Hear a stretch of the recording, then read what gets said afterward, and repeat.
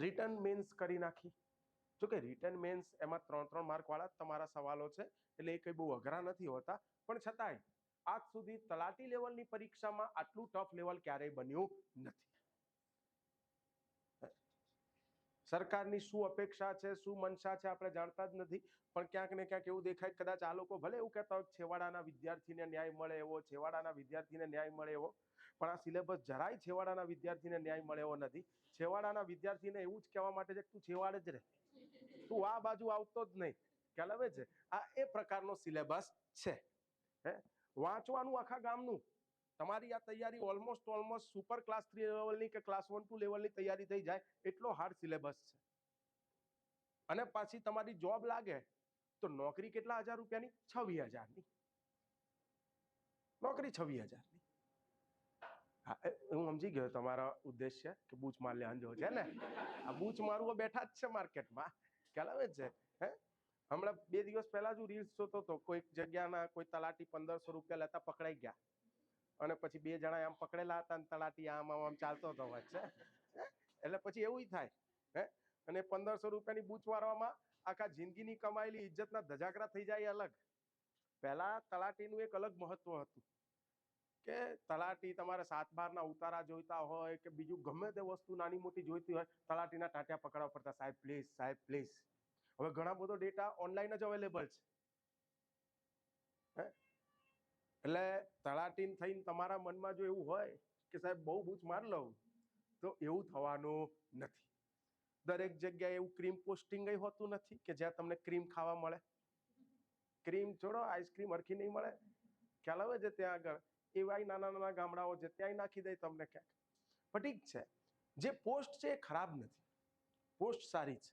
એમાં કાલ ઉઠીને તમે પ્રમોટ થાવ તો પણ સારું છે, પણ સમસ્યા એ છે કે આ વખતનો સિલેબસ જે અપેક્ષા કરતા ઘણો ટફ છે.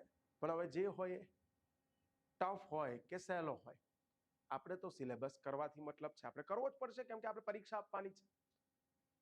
અને હવે ભલે બધાએ જે વિરોધો કરવાના હતા એ કરી લીધા, પણ તમારું બોર્ડ જે છે, ભરતી બોર્ડ, એ ટસનું મસ્ત થાય એમ લાગતું નથી. એટલે આપણે આ જ સિલેબસને ધ્યાનમાં લઈને જવાનું છે. તમારા આ સિલેબસની વાત કરું તો જેમ તમે જાણો છો એમ કે ઇતિહાસ, તમારો આજનો લેક્ચર જે છે ઇતિહાસ, તમારો ઇતિહાસ જે છે મારી પાસેથી ભણવાનો છે. એમાં પણ ઇન્ડિયન હિસ્ટ્રીનો પોર્શન હું કવર કરાવીશ, ગુજરાત હિસ્ટ્રીનો પોર્શન મુકેશ મકવાણા સાહેબ કવર કરાવશે. હિસ્ટ્રી, ભૂગોળ અને કલ્ચર. ઓકે, એટલે કે ઇતિહાસ, ભૂગોળ અને કલ્ચર એટલે કે સાંસ્કૃતિક વારસો. સાંસ્કૃતિક વારસો. આ 3 વિષયને ભેગા કરીને કેટલા માર્કનું વેટેજ છે ગણીને? 25 માર્કનું. ઓકે, 25 માર્કનું ગણીને વેટેજ છે. 3 વિષય ભેગા કરીને ઇતિહાસ, ભૂગોળ, કલ્ચર. આ જ હતું સીસી ની અંદર, પણ આ જ હતું સેમ. ઇતિહાસ, ભૂગોળ, કલ્ચર 3 ભેગું કરીને 25 માર્કનું. એટલે આપણે એવું માનીને ચાલીએ કે ઇતિહાસ ને ભૂગોળ એક મોટા વિષય છે, તો કદાચ ઇતિહાસ તમને 10 માર્કની આજુબાજુ પૂછે, ભૂગોળ તમને ક્યાંક 10 માર્કની આજુબાજુ પૂછે, એવરેજ કહી રહ્યો છું તમને. અને આર્ટ એન્ડ કલ્ચર જે કદાચ તમને 5-6 માર્કનું કદાચ એ પૂછી લે વધીને. અને આ 10 માર્કની મહેનત, આ 10 માર્ક માટે તમારે કેટલી મહેનત કરવાની? આખું ઇન્ડિયન હિસ્ટ્રી અને આખું ગુજરાતનો ઇતિહાસ. ખ્યાલ આવે છે? 10 માર્ક માટે તમારે આટલી બધી મહેનત કરવાની. ભૂગોળ, એમાં પણ આ લોકો કીધું જ છે ગુજરાતનું ભૂગોળ, ભારતનું ભૂગોળ. ભાઈ, ગુજરાતનું ભૂગોળ ને ભારતનું ભૂગોળ એટલે ભારતનું ભૂગોળ એવું નથી, એ ભારતનું ભૂગોળ છે. ઇતિહાસ એટલે ભારતનો ઇતિહાસ એવું નથી, એ ભારતનો ઇતિહાસ છે. એ એટલો ભવ્ય છે, એટલો વિશાળ છે, એન્ડલેસ છે. અને આટલી બધી વસ્તુ તમારે કરવાની, અને વેટેજ કેટલું? સાવ ઓછું, 10 માર્ક. તમારા ક્લાસ 1-2 ની અંદર જે જૂની ક્લાસ 1-2 ની પેટર્ન હતી, 400 માર્કનું ક્લાસ 1-2 નું પ્રિલિમનું પેપર આવતું હતું, તો એની અંદર ઇતિહાસ 50 માર્કનો પૂછતા હતા. તો 50 માર્કનો ઇતિહાસ પૂછતા ને તો લોકોને એમ થાય ખરું, ચલો 50 માર્કનો સબ્જેક્ટ છે, તો આટલી મહેનત આપણે જે કરીએ તો એ વેડફાશે નહીં, એ લેખે લાગશે. અહીંયા તો આખા ગામની મહેનત કરવાની અને પૂછે ગણીને કેટલા માર્કનું? 10 માર્કનું. વધીને 10 માર્કનું એવરેજ. ઘટી જાય તો 2 માર્ક ઘટી જાય, વધી જાય તો 2 માર્ક વધી જાય, એનાથી વિશેષ નહીં. છે ખરાબ છે, બધા વિરોધ કરી રહ્યા છે, આ બધું જ છે. પણ વાત એવી છે ને દોસ્તો કે વિરોધો જેટલા કરવાના હતા એટલા થઈ ગયા. હવે આમાં કોઈ જાજો ચેન્જ થાય એમ લાગતું નથી. તો આપણે હવે આને જ ધ્યાનમાં લઈને ચાલવાનું છે. ગધા મજૂરી તો ગધા મજૂરી પણ કરવાની તો છે, કેમ કે આપણે પરીક્ષા પાસ કરવાની છે. અને ઇન્દિરા ગાંધીનું વાક્ય છે કે કઠોર પરિશ્રમનો કોઈ વિકલ્પ નથી. તો સિલેબસ ગમે તેટલો તમારી સામે ચેલેન્જિંગ કેમ ના હોય, તમારે એ સિલેબસ પાર પાડવાનો જ છે, તો જ પરીક્ષા પાસ કરી શકશો. કોઈ કહે કે ના પછી મને તો ના ફાવે, આ તો ના ફવડાઈશ, જા. તારો કોમ્પિટિટર તો તૈયારી કરીને એક્ઝામ આપી દેશે ને, તો પાસ થઈ જશે. તું ત્યાંનો ત્યાં રહી જઈશ. ખ્યાલ આવે છે? ઘણા બધાને એવા એક્સક્યુઝીસ હોય, કેમ કે અહીંયા સ્પર્ધાત્મક પરીક્ષા છે. સમજો, સ્પર્ધાત્મક પરીક્ષા જે છે એ અને તમારી સ્કૂલ કોલેજની પરીક્ષા બંનેમાં આપ જમીનનો ફરક છે. તમે અત્યાર સુધીની જે સ્કૂલ કોલેજની પરીક્ષા આપી એ તમે મિનિમમ માર્કે પાસ થતા હતા, કે 100 માર્કનું પેપર હતું અને તમે 35 માર્ક લઈ આવ્યા, થઈ ગયા પાસ. મિનિમમ માર્કે પાસ થવાતું હતું. અને આ સ્પર્ધાત્મક પરીક્ષા એવી છે કે જે તમે મેક્સિમમ માર્કે પાસ થશો. કે માની લો કે તમારું જે પેપર છે એમાં તલાટીનું આ પેપર છે, 2300 જેટલા તલાટી લેવાના છે. તમે પ્રિલિમ આપી, મેન્સ આપી, તો છેલ્લે સિલેક્ટ કોણ થશે? એ 2300 તલાટી કે એ 2300 કેન્ડિડેટ કે જેના હાઈએસ્ટ માર્ક છે, જે સૌથી ટોપ ઉપર છે. બાકી બીજા બધા ફેલ. સમજાય છે? 0.1 માર્કથી પણ તમે પાછળ હશો તો ફેલ એટલે ફેલ. એટલે સ્કૂલ કોલેજની પરીક્ષા આપણે મિનિમમ માર્કે પાસ થતા હતા અને આ પરીક્ષા મેક્સિમમ માર્કે પાસ થઈએ છે. એટલે તમારા બધાનો આગ્રહ એ હોવો જોઈએ કે તમે એવી તડામાર તૈયારી કરો કે તમે ટોપ ઉપર હો, સૌથી ઉપર હો. આ 2300 જે લેવાના છે તો એ 2300 ની યાદીમાં તમારું નામ હોય. ભલે ને 1 લાખ લોકો કે 2 લાખ લોકો પરીક્ષા આપવા કેમ ના બેસે, તમે એ 2300 ની લિસ્ટમાં આવેલા હોવા જોઈએ. એટલે સ્કૂલ કોલેજની પરીક્ષાનો અપ્રોચ અલગ હતો. ઇવન સ્કૂલ કોલેજમાં તમારા પુસ્તકો ફિક્સ હતા કે આ પુસ્તક છે એમાંથી અમે પૂછીશું. આ ગુજરાતીનું પુસ્તક, આ ઇતિહાસનું પુસ્તક, આ ફલાણા વિષયનું પુસ્તક, અને અમે એમાંથી પૂછીશું. એટલે ત્યાં સિલેબસ પણ ફિક્સ હતો તમારો, એ પુસ્તકો પણ ફિક્સ હતા અને ત્યાંથી જ તમને પૂછવામાં આવતું હતું. અહીંયા સ્પર્ધાત્મક પરીક્ષાની મજાની વાત એ છે કે સિલેબસના મુદ્દાઓ તો આપી દીધા છે, પણ પુસ્તકો કયા, ક્યાંથી પૂછીશું એ જરાય નક્કી નથી. ગુજરાત પાઠ્યપુસ્તક મંડળમાંથી પૂછે, કેન્દ્રીય પાઠ્યપુસ્તક મંડળમાંથી પણ એ લોકોને પૂછવું હોય તો પૂછે. કોઈ સ્પર્ધાત્મક પરીક્ષાની સારી જે રેફરન્સ બુકો રહેતી હોય છે, ઇતિહાસકારોની સારી એવી બુકો રહેતી હોય છે, ત્યાંથી એમને કોઈ ડેટા પૂછવો હોય તો એ પણ પૂછે. એટલે અહીંયા સિલેબસના મુદ્દાઓ ફિક્સ છે, પણ કેટલું ડીપમાં જશે, કયા પુસ્તકમાંથી પૂછશે એ પણ નક્કી નથી. સમજાય છે? એટલે આ જમીનનો ફરક છે. પણ છતાંય તો સાહેબ તમારે તો કેટલું બધું કરવાનું. ચિંતા નહીં, અમે એની માટે જ અહીંયા છીએ. ખ્યાલ આવે છે? તમે આ જે ફીસ ભરી છે એની માટે જ ભરી છે ભાઈ, અમે એની માટે જ અહીંયા છીએ. આપણા પ્રાજેશ્વરના દરેક ફેકલ્ટી આ ફિલ્ડમાં લગભગ 10 વર્ષથી ભણાવે છે. મારે પણ આ ફિલ્ડની અંદર ભણાવે 10 વર્ષ થઈ ગયા. અને અમે અમારા અનુભવના આધારે અને અત્યાર સુધીના જે પેપરો લેવાયા છે એના આધારે અમે તમને ભણાવીએ કે એનો ક્રાઇટેરિયા ફિક્સ છે કે દરેક વિષયમાં આટલા મુદ્દાઓ અને આટલા ક્રાઇટેરિયામાંથી જનરલી સવાલો બનાવતા હોય. મારી નોટ્સ જે તમને હું પ્રોવાઈડ કરીશ, ઓકે, ક્લાસ 1 2 ની બેચ વાળા છોકરાઓને પૂછજો. હમણાં રવિવારે આરએફઓની પરીક્ષા ગઈ, આપણે જે ભણાયું ને 90% એમાંથી. આગળ ક્લાસ 1 2 ની પણ ગઈ, એમાં પણ આપણે જે ભણાયું બધું એમાંથી. આગળ એસટીઆઈ ની પરીક્ષા ગઈ, આપણે જે ભણાયું બધું એમાંથી.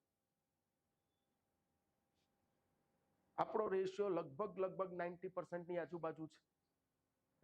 આજ સુધીનો ભગવાનની દયા છે કેટલો રેકોર્ડ છે કે આપણે જે ભણાવીએ એની આજુબાજુથી જ પૂછે. કેમ કે આપણે ઓલવેઝ ભણાવીએ છીએ સિલેબસને આધીન રહીને, અને એ જૂની પેટર્ન ને જૂના પેપરોને ધ્યાનમાં રાખીને કે ભાઈ આવા પ્રકારનું એક્ઝામમાં પૂછે, આવા પ્રકારનું નહીં. આ ફાલતુનું કન્ટેન્ટ છે. કારણ કે ઘણા બધાના મગજમાં કેવું છે કે માર્કેટમાં જેટલું દેખાય ને એ બધું જીકે જ છે, બધું ગોખી જ મારો. એવું નથી હોતું. અને એવું કરવા જવામાં જ લોકોની મજૂરીઓ વધી જાય છે, અને પછી એને સ્પર્ધાત્મક પરીક્ષા બહુ ટફ લાગવા લાગે છે. ખ્યાલ આવે છે? તો અત્યાર સુધીનો આપણો રેકોર્ડ છે કે ઓલવેઝ આપણે જે ભણાવ્યું છે એમાંથી મહત્તમ વસ્તુ પૂછાય છે.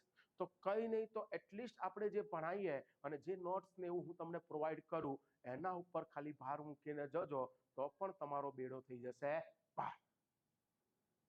સાહેબ પણ 90% જગ્યાએ એવું થઈ જાય કે તમારામાંથી કંઈ ના આવે તો એવું થાય તો કંઈ નહીં. એ દિવસે તમારે ઘરે આવીને માતાજીને પગે લાગવાનું, કહેવાનું હે માં અમે બહુ પાપ કર્યા કે સાહેબે આટલું સારું ભણાવ્યું પણ એમાંથી આવ્યું નહીં. ભગવાનની દયાથી આજ સુધી એવું થયું નથી, પણ એવું થાય તો એવું માનીને ચાલુ. બાકી અત્યાર સુધી જે આપણે ભણાવીએ છીએ અને ભણાવીએ છીએ આપણે સિલેબસને આધીન રહીને જ, એટલે બટ ઓબ્વિયસ છે ત્યાંથી કે એની આજુબાજુથી જે લોકો પૂછે. ક્લિયર? ઓકે. જો ભાઈ આ સ્પર્ધાત્મક પરીક્ષાની છે ને મજાની વાત જ એ છે. સ્પર્ધાત્મક પરીક્ષામાં શું વાંચવું એના કરતાં તમને વધુ ખબર એ હોવી જોઈએ કે શું નથી વાંચવાનું, મારી માટે શું કામનું નથી એ વધુ ખબર હોવી જોઈએ. ઘણા માર્કેટમાં નીકળે ને એટલે કે કરંટ અફેર ઉપર ભાલ મૂકજે, કરંટ અફેર. હવે કરંટ અફેરમાં શું વાંચવું એને કંઈ ખબર ના હોય. કરંટ અફેરમાં શું વાંચવું એને કંઈ ખબર ના હોય. હા, એને કે કરંટ અફેરમાં ચાપુ વાંચજે, ચાપુ. એટલે પેલો છાપું લઈ આવે. હવે છાપું સવારમાં વાંચવા બેસે, સવાર 2-3 કલાક છાપું જ વાંચતો હોય, છાપું જ વાંચતો હોય, 3 કલાક છાપું પકડીને બેઠો હોય. અરે ભાઈ, છાપાની અંદરનું બધું કંઈ કરંટ અફેર નથી અને બધું તારી માટે કામનું નથી. કરંટ અફેરમાં તમારે શું વાંચવાનું હોય? માની લો સરકાર કોઈ નવી પોલિસી લાવ્યું છે તો એ ક્યાંક તમારા ધ્યાનમાં હોવી જોઈએ. સરકાર કોઈ નવી યોજના લાવ્યું છે તો એ તમારા ધ્યાનમાં હોવી જોઈએ. માની લો કે ઈસરોએ કે DRDOએ કંઈક ડેવલપમેન્ટ કર્યું છે, ઈસરોનું કોઈક અવકાશ કોઈ કાર્યક્રમ નવો લોન્ચ કરવા જઈ રહ્યું છે, DRDOએ કંઈક નવું હથિયાર બનાવ્યું છે, તો એ કંઈક તમારા કરંટ અફેરમાં પૂછાઈ શકે એવો વિષય છે. ક્યારેક કોઈક આપણા પદ્મભૂષણ ને પદ્મ વિભૂષણના બધા એવોર્ડ્સ આપવામાં આવતા હોય છે કલા ક્ષેત્રના, તો એ ક્યાંક તમારા કરંટ અફેરની અંદર ક્યાંક તમને પૂછી શકે.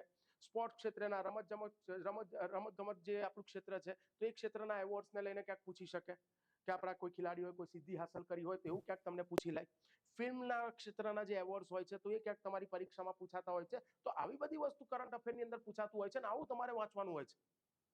અને રોજે રોજ તો એવું છે ને કે રોજે રોજ ઈસરો નવા રોકેટ લોન્ચ કરતું હોય, નવા ઉપગ્રહ રોજ લોન્ચ કરતું હોય, રોજ DRDO કંઈક નવું બનાવતું હોય. આજે સ્ક્રૂ બનાવ્યો એટલે ખાલી વાત છે. એટલે એવું તો છે નહીં કે રોજે રોજ કંઈક આવું થતું હોય. જો કાયદાથી તમને ખબર હોય ને કે કરંટ અફેરમાં કેવું વાંચવાનું હોય તો વધીને છાપું વાંચતા અડધો કલાકથી વધુ સમય લાગે નહીં.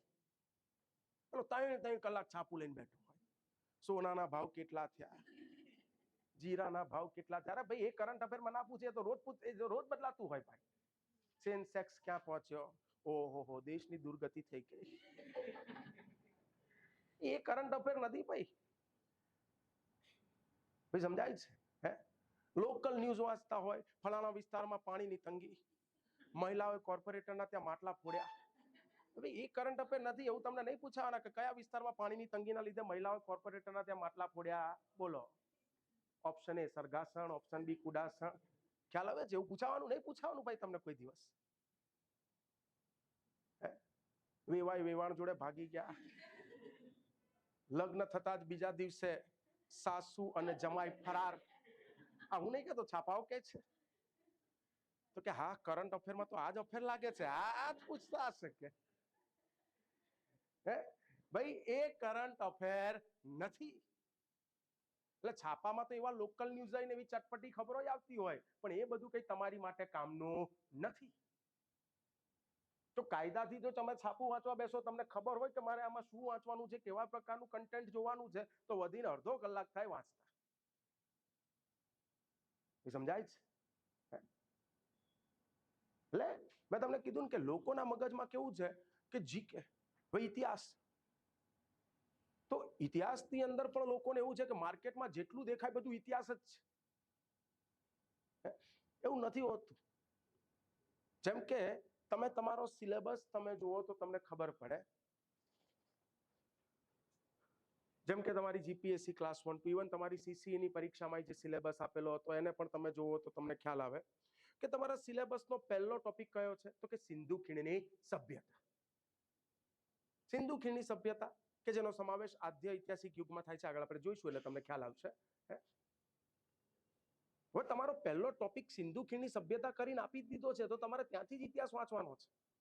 એની આગળ આખો આદિમાનવ કાળ છે, પણ એ તમારા સિલેબસમાં નથી. તો નથી તો તમારે એને વાંચવાનો નથી. એ સિલેબસમાં નથી તો શું કામ વાંચે છે? આપણી પબ્લિકની સમસ્યા શું છે ખબર છે? યુટ્યુબ ઉપર સર્ચ મારે best books for history for competitive exams, એટલે એમાં સીધું એને લિસ્ટ બતાવે, ટોપરનું બુક લિસ્ટ બતાવે, એ પણ યુપીએસસી ના ટોપર્સનું બુક લિસ્ટ. હવે એ લાલો તૈયારી કરતો હોય તલાટીની કોન્સ્ટેબલની, અને એ લઈને બેઠો છે કોની તૈયાર બુકો બધી યુપીએસસી વાળા. પછી પેલા કીધું હોય કે એનસીઆરટી લઈ આવો, એટલે આટલો જાડો થોકો એનસીઆરટી નો થઈ જાય, 6થા ધોરણથી 12મા ધોરણની એનસીઆરટી નો ખાલી થોકો. પછી જીસીઆરટી એટલે એનો આવડો જાડો થોકો. પછી પાછો કોઈ એમ કે પ્રાચીન ભારત વાંચવા માટે તમે રામશરણ શર્મા લઈ આવો, એટલે 350 પાનાની એની બુક. સતીશચંદ્ર લઈ આવો મધ્યકાલીન ભારત વાંચવા માટે, એટલે એ 350 પાનાની બુક. અને સ્પેક્ટ્રમ માટે એટલે આધુનિક ભારત માટે સ્પેક્ટ્રમ તો ખાસ વાંચજો જ, એટલે 950 પાનાની બુક. ખાલી ઇતિહાસનો આટલો થોકો થયો. ક્યારે પાર આવશે? આપણે આ ભવની પરીક્ષા આપવાની છે, આવતા ભવની નહીં આપવાની. કોઈ સમજાય છે?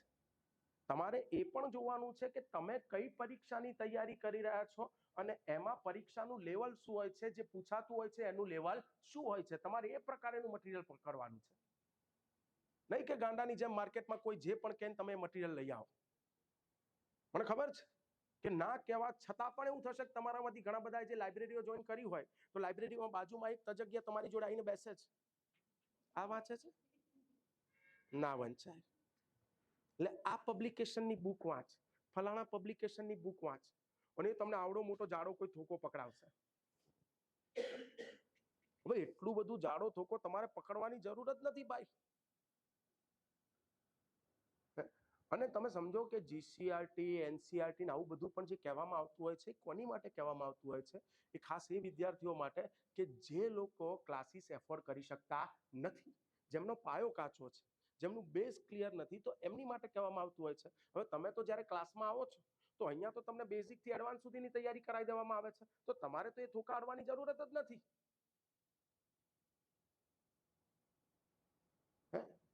તમારે તો એની કોઈ જરૂરત જ નથી.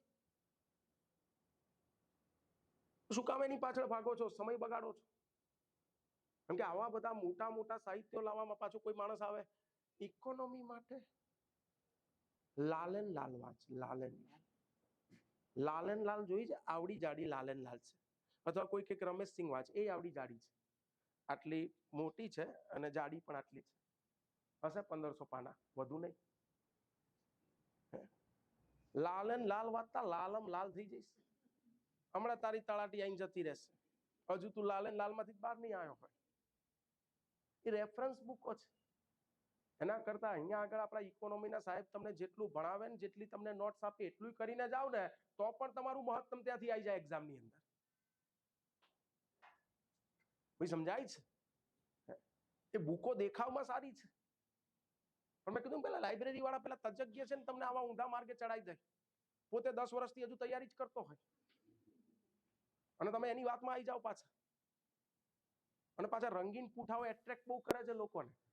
એટલે અમે બ્લેક એન્ડ વ્હાઈટ કોઈ મટીરિયલ આપ્યું હોય ને કે આ જોઈ લેજે, તો એને એમાં રસ ના પડે. આમાં તો એટલી મજા આવતી, આ તો બ્લેક એન્ડ વ્હાઈટ છે. અરે પણ એ જ છે ખજાનો.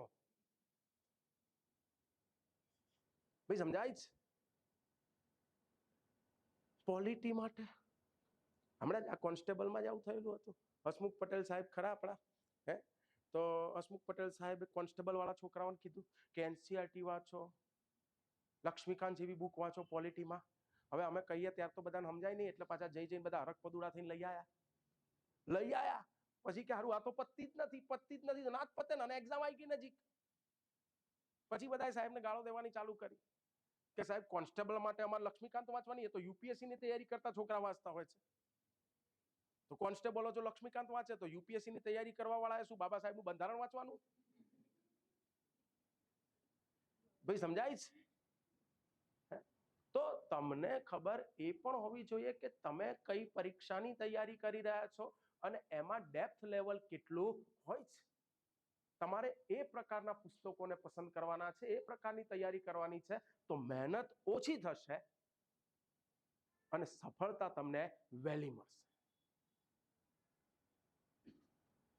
ખ્યાલ આવે છે? એવું વાંચો કે જેમાં તમારું ઇનપુટ જેટલું આપો છો તો સામે એટલું આઉટપુટ પણ મળે. મેં તમને કીધું એમ કે ભાઈ આદિમાનવ કાળ કે પ્રાગ ઐતિહાસિક કાળ તમારા સિલેબસમાં જ નથી તો શું કામ એની પાછળ ટાઈમ બગાડવાનો? RS શર્મા કોઈ લઈ આવે ને એટલે 70-80 પાના તો ખાલી આદિમાનવ કાળના ભરેલા હોય. કોઈ ઉપેન્દ્રસિંહ સાહેબની બુક લઈ આવે હિસ્ટ્રી વાંચવા માટે તો આગળના 200-250 પાના ખાલી એના ભરેલા હોય. હવે જેને સિલેબસ જ નહીં જોયો અને ડાયરેક્ટ તૈયારી કરવાનું ચાલુ કરે તો શું થાય? એ 200-250 પાના વાંચી લે અને એક્ઝામ આપવા જાય તો આવે શું અંદરથી? કઈ નહીં, ઝીરો. મહેનત આખા ગામની, આઉટપુટ કેટલું? ઝીરો. ભાઈ સમજાય છે? તો આ સ્પર્ધાત્મક પરીક્ષાનો મોટામાં મોટો અને સિગ્મા રૂલ મગજમાં બેસાડી દેવો અત્યારથી લઈને જ્યાં સુધી આ ફિલ્ડને છોડો નહીં ત્યાં સુધી, કે કામનું વાંચીને પાસ થવાય, ગામનું વાંચીને નહીં. ક્લિયર? કામનું વાંચીને પાસ થવાય, ગામનું વાંચીને નહીં. અને સાહેબ કામનું એટલે કયું કામનું? તો જે તમારા સિલેબસમાં છે એ કામનું. અને સાહેબ ગામનું એટલે જે સિલેબસમાં નથી એ બધું ગામનું. હવે ઘણા મેં ના કીધું ખરક પદુડાથી NCERT લઈ આવે. હવે એમાં તો વર્લ્ડ હિસ્ટ્રીનો પોર્શન આપેલો છે. તમારા GCERT-માં 9મા ધોરણની ચોપડીની અંદર વર્લ્ડ હિસ્ટ્રીનો પોર્શન આપ્યો છે. વર્લ્ડ વોરની પણ વાત કરેલી છે. એની અંદર વર્લ્ડ હિસ્ટ્રીની પણ નાની મોટી ક્રાંતિઓની વાત કરેલી છે. તો તમારે અડવાનું થતું જ નથી કેમ કે તમારા સિલેબસનો ભાગ નથી. હવે જેને ખબર જ ના હોય એ શું કરે? NCERT લઈ આયા. હવે ફ્રેન્ચ રિવોલ્યુશન અંદર આપ્યું છે કોઈ ચેપ્ટરની અંદર તો ફ્રેન્ચ રિવોલ્યુશન વાંચો. અમેરિકન રિવોલ્યુશન આપ્યું છે તો અમેરિકન રિવોલ્યુશન વાંચતો હોય. એક્ઝામ આવે તો એમાંથી એકય સવાલ ના હોય તો ના જ હોય ભાઈ, કેમ કે એ સિલેબસમાં નથી. એટલે તમને ખબર ના હોય અને તમે આડું અવડું ગમે તે સાહિત્ય પકડીને વાંચવાનું ચાલુ કરી દો તો એનાથી તમને સફળતા મળશે નહીં. એટલે આ બધી વસ્તુ બહુ ધ્યાનમાં લેવા જેવી વસ્તુ છે ભાઈ. સપોઝ કોઈ STI ની તૈયારી કરતો હોય, સ્ટેટ ટેક્સ ઇન્સ્પેક્ટરની કે DYS જેવી પરીક્ષાની, તો એમાં મધ્યકાલીન ભારત છે જ નહીં. સલ્તનત યુગ, મુઘલ યુગ એ સિલેબસમાં જ નથી. તો છે જ નહીં સિલેબસમાં તો એને અડવાનું જ ના હોય ભાઈ, ત્યાંથી પૂછાવાનું જ નથી કેમ કે સિલેબસમાં જ નથી. શું કામ વાંચો છો? પણ વિદ્યાર્થીઓની તકલીફ જ આ હોય છે કે એ લોકો સિલેબસ જોયા વગર બસ ઊંધું ગાલીને વાંચવાનું ચાલુ જ કરી દે છે. કોઈ મટીરિયલ લઈ આવે અને વાંચવાનું સીધું ચાલુ. અને એટલા માટે એમની સફળતા પાછળ ધકેલાઈ જાય છે અને એમને પછી આ સ્પર્ધાત્મક પરીક્ષા બહુ અઘરી લાગવા લાગે છે કે આ તો બહુ ટફ છે, બહુ વાંચવાનું છે, બહુ વાંચવાનું છે. ક્લિયર? એટલે એવું નહીં કરવું, હંમેશા કામનું મટીરિયલ વાંચવું. બીજી વસ્તુ એ છે, ઘણા બધાના મગજમાં, તમારા મગજમાં આવી બધી ગ્રંથિઓ તો રહી જ હશે કે તૈયારી કરવી છે તો કે ક્યાં જઈને તૈયારી કરું. કોઈ કે ગાંધીનગર જઈને તૈયારી કરું, કોઈને ક્લાસ 1-2 ની તૈયારી કરવી હોય તો કે ગાંધીનગર જઈને તૈયારી કરું, કોઈને એવું હોય કે દિલ્હી જઈને તૈયારી કરું, મુખર્જીનગર, કોઈને અમદાવાદ જઈને તૈયારી કરું. ભાઈ જો, જ્યાં જઈને તૈયારી કરવી હોય ત્યાં જઈને કરો, પણ એ તૈયારી તો તમારે કરવાની છે. તમે ક્લાસમાં જ્યારે આવો છો તો અમારા બધાનું કામ શું છે? અમારું કામ છે તમારી મહેનત અડધી કરવાનું, કે ભાઈ અમે કામનું તમને ભણાવીએ કે આવું આવું એક્ઝામમાં પૂછાય, આ એક્ઝામ લક્ષી વસ્તુઓ છે, અમે તમને એ ભણાવીએ એટલે તમારી મહેનત અડધી થઈ જાય. પણ જે બીજી અડધી મહેનત રહે છે એ તો તમારે કરવાની જ છે. ખ્યાલ આવે છે કે હું સાધુ બનવા માટે ગિરનાર જતો રહું? તું ગિરનાર જા, તું અરવલ્લીની પર્વતમાળામાં જા કે હિમાલયની પર્વતમાળામાં જા, પણ ત્યાં જઈને મહેનત તો તારે જ કરવાની છે, તપસ્યા તો તારે જ કરવાની છે. એવી જ રીતે ક્લાસમાં તો આવી ગયા છો, ક્લાસમાં આવવાથી 100% તમને અહીંયા માર્ગદર્શન મળી રહ્યું છે. દરેક ટોપિક જે તમને અઘરો લાગે છે એ ફેકલ્ટી તમારી માટે સહેલો બનાવીને તમને પીરસી રહ્યા છે. 100% એ અમારું કામ છે. પણ બીજું જે કામ જે તમારા તરફથી, કેમ કે તાળી બે હાથે વાગે, તમારા તરફથી જે તમારે એફર્ટ આપવાના છે કે એનું જે રિવિઝન કરવાનું હોય, એનું જે વાંચન કરવાનું હોય, તો એ મહેનત તો તમારે જાતે જ કરવાની છે.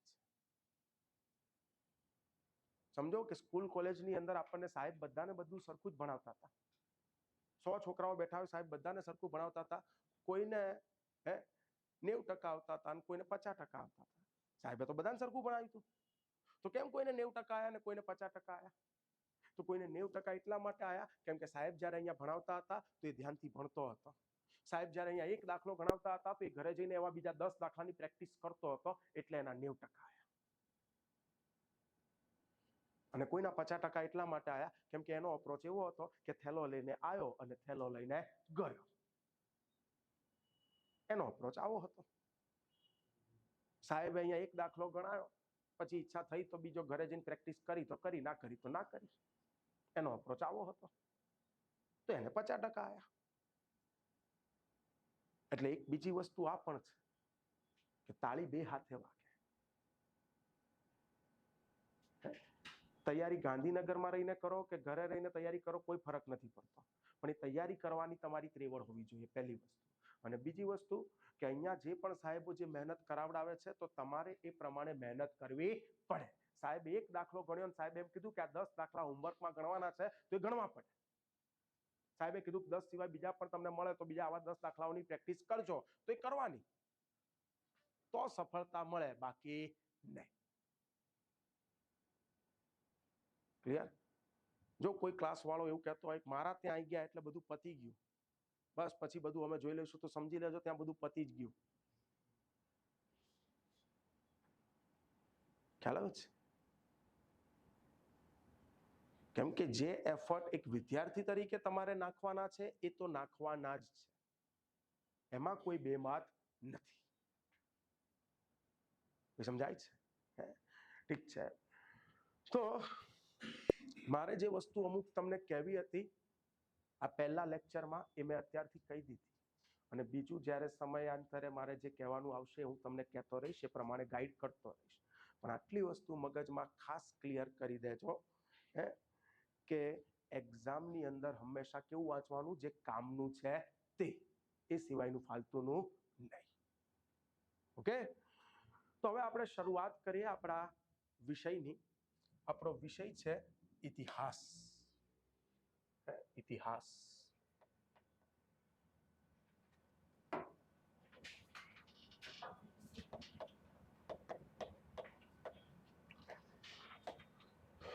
ઇતિહાસ. ઇતિહાસનો મતલબ શું થાય દોસ્તો? ઇતિહાસનો મતલબ શું થાય? આ ઇતિહાસ એક સંસ્કૃત શબ્દ છે, ઇતિહાસ. ઇતિહાસ આ શબ્દને ભેગા કરીને જ શબ્દ બનાવ્યો છે ઇતિહાસ, કે જેનો મતલબ થાય છે આવું કંઈ હતું અથવા તો આવું કંઈ થયું હતું. ઇતિહાસનો મતલબ શું થાય છે? આવું કંઈ હતું અથવા તો આવું કંઈ થયું હતું. ભાઈ એવું કંઈ હતું અથવા તો એવું કંઈ થયું હતું એટલે જ આજે આવું બધું છે. કે આવું કંઈ હતું અથવા તો આવું કંઈ થયું હતું એટલે જ આજે આવું બધું છે. તમારો વર્તમાન જે છે એ તમારા ઇતિહાસ ઉપર જ રચાયો છે. તમારો વર્તમાન તમારા ઇતિહાસ ઉપર જ રચાયો છે. કેમ આપણે સમાજમાં એવું જોઈએ છે?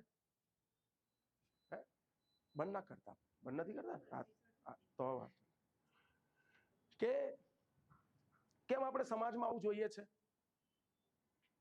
કે સ્ત્રીઓની સ્થિતિ ખરાબ છે, સ્ત્રીઓ માટે સરકારે રિઝર્વેશન આપવું પડ્યું છે, સ્ત્રીઓ માટે સરકાર અલગ અલગ કલ્યાણકારી યોજનાઓ ચલાવે છે. કેમ આપણે આવું જોઈએ છે?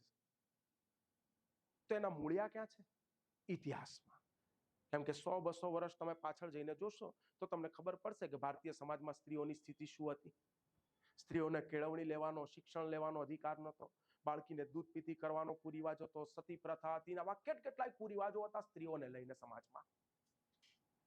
અને એટલે જ પછી શું થયું કે દેશ આઝાદ તો થઈ ગયો, પણ આપણે જોયું કે સમાજનો આ વર્ગ જે હતો એ તો બહુ નબળો હતો, આની સ્થિતિ તો બહુ ખરાબ હતી. તો આ વર્ગનો જલ્દીથી જલ્દી ઉત્થાન થઈ શકે એના માટે સરકારે શું આપ્યું? રિઝર્વેશન. કે રિઝર્વેશન આપ્યું, સ્ત્રીઓને વિશેષ કેટલાક લાભો આપ્યા, સ્ત્રીઓ માટે કેટલીક વિશેષ યોજનાઓ ચલાવી કે જેથી જલ્દીથી જલ્દી આ વર્ગનો શું થઈ શકે? વિકાસ. ભાઈ સમજાય છે? તો કેમ તમે આ વર્તમાનમાં જે સ્ત્રીઓની સ્થિતિ જે જોવો છો કે ક્યાંક ખરાબ છે, તો એની માટે જવાબદાર છે એની પાછળનો ઇતિહાસ. કેમ તમે સમાજમાં જોવો છો કે એસસી માટે, એસટી માટે, આ બધા માટે રિઝર્વેશન આપવું પડ્યું છે, ઓબીસી અધર બેકવર્ડ ક્લાસ જેને આપણે કહીએ તો એ લોકો માટે પણ આપણે રિઝર્વેશન આપવું પડ્યું છે? કેમ આવું છે? તો એના પણ મૂળિયા ક્યાં રહેલા છે? ઇતિહાસમાં. જાઓ 100-200 વર્ષ પાછળ એટલે તમને ખબર પડી જાય કે આપણા ભારતીય સમાજમાં કેટલું બધું છૂઆછૂત હતું, અનટચેબિલિટીની આપણા ત્યાં જે સિસ્ટમ ઊભી થયેલી હતી. તું આ વર્ગનો છે એટલે તું માર કરતા નીચો, તાર માર જોડે બોલવાનું નહીં, તાર માર જોડે બેસવાનું નહીં, તને શિક્ષણમાં સ્થાન નહીં, તને મંદિરમાં પ્રવેશ નહીં, તારે આમ નહીં કરવાનું, તારે તેમ નહીં કરવાનું. તો દેશ આઝાદ થયો ત્યારે આપણે જોયું કે સમાજના આ વર્ગોની સ્થિતિ પણ સારી નથી.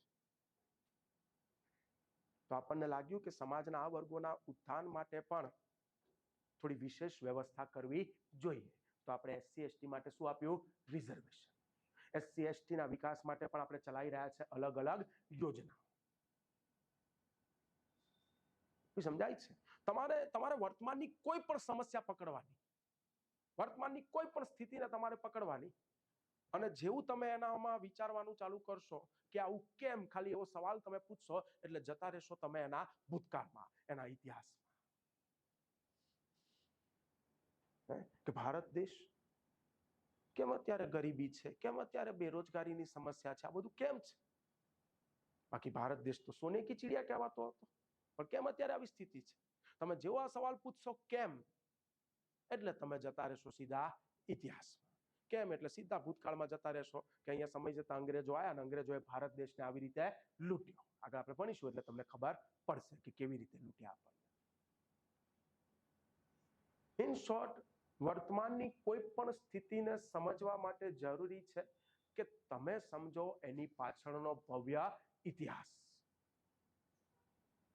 તો જ તમે એને સારી રીતે સમજી શકો. તો ઇતિહાસ તમને એટલા માટે ભણાવવામાં આવે છે કે જેથી આ વર્તમાન સમસ્યાઓના મૂળિયા શું છે ને એ તમે પકડી શકો. ઇવન આપણા રાજા મહારાજાઓએ જે મહાન મહાન કાર્યો કર્યા છે, ચાહે મહાન સ્થાપત્યો ઊભા કર્યા હોય મોટા મોટા, ચાહે પ્રજા કલ્યાણકારી કાર્યો કર્યા હોય, તો એમાંથી કંઈક આપણે પ્રેરણા મેળવી શકીએ. તો એની માટે તમને ઇતિહાસ ભણાવવામાં આવે છે. અને બીજું તો ખાસ તો કે ભૂતકાળમાં થયેલી ભૂલોને તમે ભવિષ્યમાં ના કરો એટલા માટે પણ તમને ભણાવવામાં આવે છે ઇતિહાસ. ક્લિયર? ઓકે. તો આ ઇતિહાસ, ઇતિહાસની જો વાત કરીએ, એનું વર્ગીકરણ સમજીએ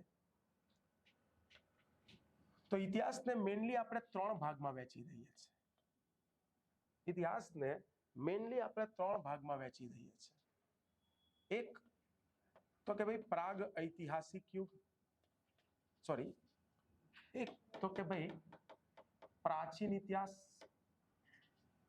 એક તો કે ભાઈ પ્રાચીન ઇતિહાસ, બીજો તો કે તમારો મધ્યકાલીન ઇતિહાસ, મિડિવલ હિસ્ટ્રી જેને તમે કહો છો, પ્રાચીન એટલે એન્શિયન્ટ હિસ્ટ્રી, અને ત્રીજો છે આધુનિક ઇતિહાસ.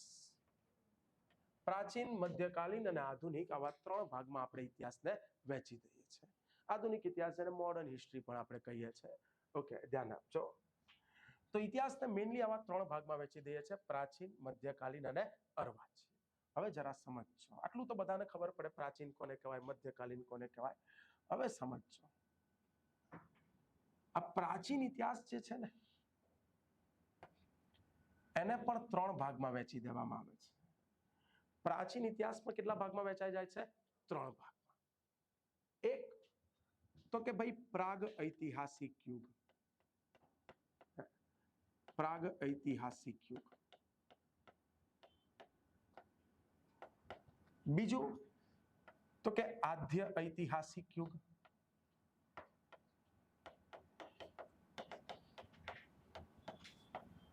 બીજું આદ્ય ઐતિહાસિક યુગ, અને ત્રીજું ઐતિહાસિક યુગ. ઐતિહાસિક યુગ અથવા તો તમે એને કહી શકો પૌરાણિક યુગ.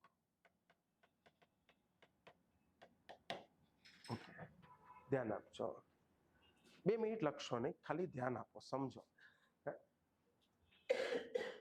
કે પ્રાચીન ઇતિહાસને પણ આપણે 3 ભાગમાં વહેંચી દઈએ છીએ: પ્રાગ ઐતિહાસિક યુગ, આદ્ય ઐતિહાસિક યુગ અને ઐતિહાસિક યુગ અથવા તો પૌરાણિક યુગ. પહેલા જ પ્રશ્ન થાય કે સાહેબ આ પ્રાગ ઐતિહાસિક યુગ કોને કહેવાય, આદ્ય ઐતિહાસિક યુગ કોને કહેવાય? તો જરા સમજો, પ્રાગ ઐતિહાસિક યુગ કોને કહેવાય? તો આ એક એવો યુગ છે જે યુગ દરમિયાનના મનુષ્યના આપણને અશ્મિઓ મળી આવે છે, ઓજારો મળી આવે છે, હથિયારો મળી આવે છે, રહેઠાણો મળી આવે છે, આ બધું જ મળી આવે છે. આ એક એવો યુગ છે જે યુગ દરમિયાનના મનુષ્યના આપણને અશ્મિઓ, ઓજારો, હથિયારો, રહેઠાણો આ બધું જ મળી આવે છે, પરંતુ એ યુગ દરમિયાનનો મનુષ્ય કોઈ લિપિમાં લખતો હશે એવા કોઈ લેખિત પ્રમાણો કે દસ્તાવેજો મળી આવતા નથી. તો આવા યુગને આપણે કહીએ છીએ પ્રાગ ઐતિહાસિક યુગ. ફોર એક્ઝામ્પલ, તમારો આદિ માનવ યુગ, આદિ માનવ યુગ કે આદિ માનવ કાળ. મને એમ કહો કે આદિ માનવના આપણને અશ્મિઓ મળે છે કે નહીં? તો હા, કે એના કંકાલો મળે છે. આદિ માનવના આપણી જોડે હથિયારો, ઓજારો અવેલેબલ છે કે નહીં? તો હા, આદિ માનવ કાળના આપણી જોડે પાષાણના, પથ્થરના બનેલા હથિયારો, ઓજારો એ પણ અવેલેબલ છે. શું આદિ માનવના રહેઠાણો અવેલેબલ છે કે નહીં? હા, આદિ માનવ કાળની ગુફાઓ પણ આપણી જોડે અવેલેબલ છે. પણ આદિ માનવ તમારી કે મારી જેમ કોઈ લિપિમાં લખતો હશે એવા કોઈ લેખિત પ્રમાણો છે? નથી. તો આવા યુગને આપણે શું કીધો છે? પ્રાગ ઐતિહાસિક. ઇન શોર્ટ, જ્યાં લેખિત દસ્તાવેજો ઉપલબ્ધ નથી આવા યુગને આપણે શું કહીએ છીએ? પ્રાગ ઐતિહાસિક યુગ. એનું બેસ્ટ એક્ઝામ્પલ છે તમારો આદિ માનવ યુગ. ક્લિયર? બીજો છે આદ્ય ઐતિહાસિક યુગ.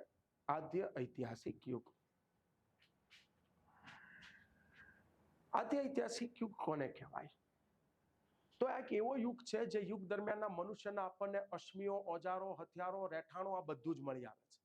ઇવન એ યુગ દરમિયાનનો મનુષ્ય કોઈ લિપિમાં લખતો હશે એવા લેખિત પ્રમાણો પણ મળી આવે છે. પણ દુઃખની વાત કે લિપિને હજુ સુધી આપણે ઉકેલી શક્યા નથી. તો આવા યુગને આપણે કહીએ છીએ આદ્ય ઐતિહાસિક યુગ. ફોર એક્ઝામ્પલ, તમારી સિંધુ ખીણની સભ્યતા. સિંધુ ખીણની સભ્યતા કાંઈક એવો યુગ છે જે યુગ દરમિયાનના મનુષ્યના આપણને અશ્મિઓ, ઓજારો, હથિયારો, રહેઠાણો બધું જ મળી આવે છે. મને એમ કહો કે સિંધુ ઘાટી સભ્યતાના રહેઠાણો મળી આવે છે કે નહીં? હા, આખા નગરો મળી આવે છે. એ કાળના મનુષ્યના અશ્મિઓ મળી આવે છે કે નહીં? હા, એના કંકાલો પણ મળી આવે છે. શું આ ઘાટી, સિંધુ ઘાટી સભ્યતાના હથિયારો, ઓજારો મળી આવે છે કે નહીં? તો કે હા, એમના હથિયારો, ઓજારો પણ મળી આવે છે. બધું જ અવેલેબલ છે. ઇવન સિંધુ લિપિ પણ અવેલેબલ છે આપણી જોડે, પણ એને હજુ સુધી આપણે ઉકેલી શક્યા નથી. તો જ્યાં લિપિ ઉપલબ્ધ છે પણ હજુ એ ઉકેલાઈ નથી શકાય, તો આવા યુગને આપણે શું કહીએ છીએ? આદ્ય ઐતિહાસિક યુગ. ખ્યાલ આવે છે? આદ્ય ઐતિહાસિક યુગ. અને ત્રીજો છે, જો અહીંયા તો લિપિ જ અવેલેબલ નથી, અહીંયા લિપિ અવેલેબલ છે પણ એને આપણે ઉકેલી નથી શક્યા. અને ત્રીજો છે ઐતિહાસિક યુગ. ઐતિહાસિક યુગ કોને કહેવાય? તો આ એક એવો યુગ છે જે યુગ દરમિયાનના મનુષ્યના આપણને અશ્મિઓ, ઓજારો, હથિયારો, રહેઠાણો આ બધું જ મળી આવે છે. આ એક એવો યુગ છે જે યુગ દરમિયાનના મનુષ્યના આપણને અશ્મિઓ, ઓજારો, હથિયારો, રહેઠાણો બધું જ મળી આવે છે. ઇવન આ યુગ દરમિયાનનો મનુષ્ય કોઈ લિપિમાં લખતો હશે એવા લેખિત પ્રમાણો પણ મળી આવે છે, અને આ લિપિને આપણે ઉકેલી પણ શક્યા છે. તો આવા યુગને કીધો છે આપણે ઐતિહાસિક યુગ અથવા તો પૌરાણિક યુગ. ઇન શોર્ટ, જ્યાંથી જૂના પુરાણા લેખિત દસ્તાવેજો આપણી જોડે અવેલેબલ છે, જેને આપણે વાંચી શકીએ છીએ, ઉકેલી શકીએ છીએ, તો આવા યુગને આપણે શું કહીએ છીએ? ઐતિહાસિક યુગ અથવા પૌરાણિક યુગ. એટલે કે જૂના પુરાણા પૌરાણિક લેખિત દસ્તાવેજો, ત્યાંથી જે ઇતિહાસની માહિતીઓ મળવાની શરૂ થાય છે, તો આવા કાળને આપણે કહીએ છીએ ઐતિહાસિક યુગ અથવા તો પૌરાણિક યુગ. ભાઈ સમજાય છે? ધ્યાન આપજો. તો આવી રીતે ઇતિહાસને 3 ભાગમાં વહેંચી દેવામાં આવે છે. પ્રાચીન ઇતિહાસને પ્રાગ ઐતિહાસિક યુગ, આદ્ય ઐતિહાસિક યુગ અને ઐતિહાસિક યુગ. વચ્ચે એકવાર સવાલ હતો, આ 2000 ને આ ડીવાયએસઓની પરીક્ષા, જે લાસ્ટ ડીવાયએસઓની લેવાય ને લગભગ એનો જ લાસ્ટ અથવા તો એની આગળની ડીવાયએસઓની પરીક્ષાનો, કે ઇતિહાસના વર્ગીકરણમાં સિંધુ ઘાટી સભ્યતાનો સમાવેશ ક્યાં થાય છે? ઓપ્શન એ પ્રાગ ઐતિહાસિક યુગ, ઓપ્શન બી આદ્ય ઐતિહાસિક યુગ, ઓપ્શન સી ઐતિહાસિક યુગ અને ઓપ્શન ડી ઉપરોક્તમાંથી એક પણ નહીં. બોલો શું આન્સર આવે? આદ્ય ઐતિહાસિક યુગ એ તમારો આન્સર હતો. ક્લિયર? ઓકે. એટલે જો આ બેઝિક વાતો પર તમને ખબર હોવી જોઈએ. ક્યારેક આવું બેઝિક વસ્તુમાંથી સવાલ પૂછી લે તો ક્યાં જઈશું?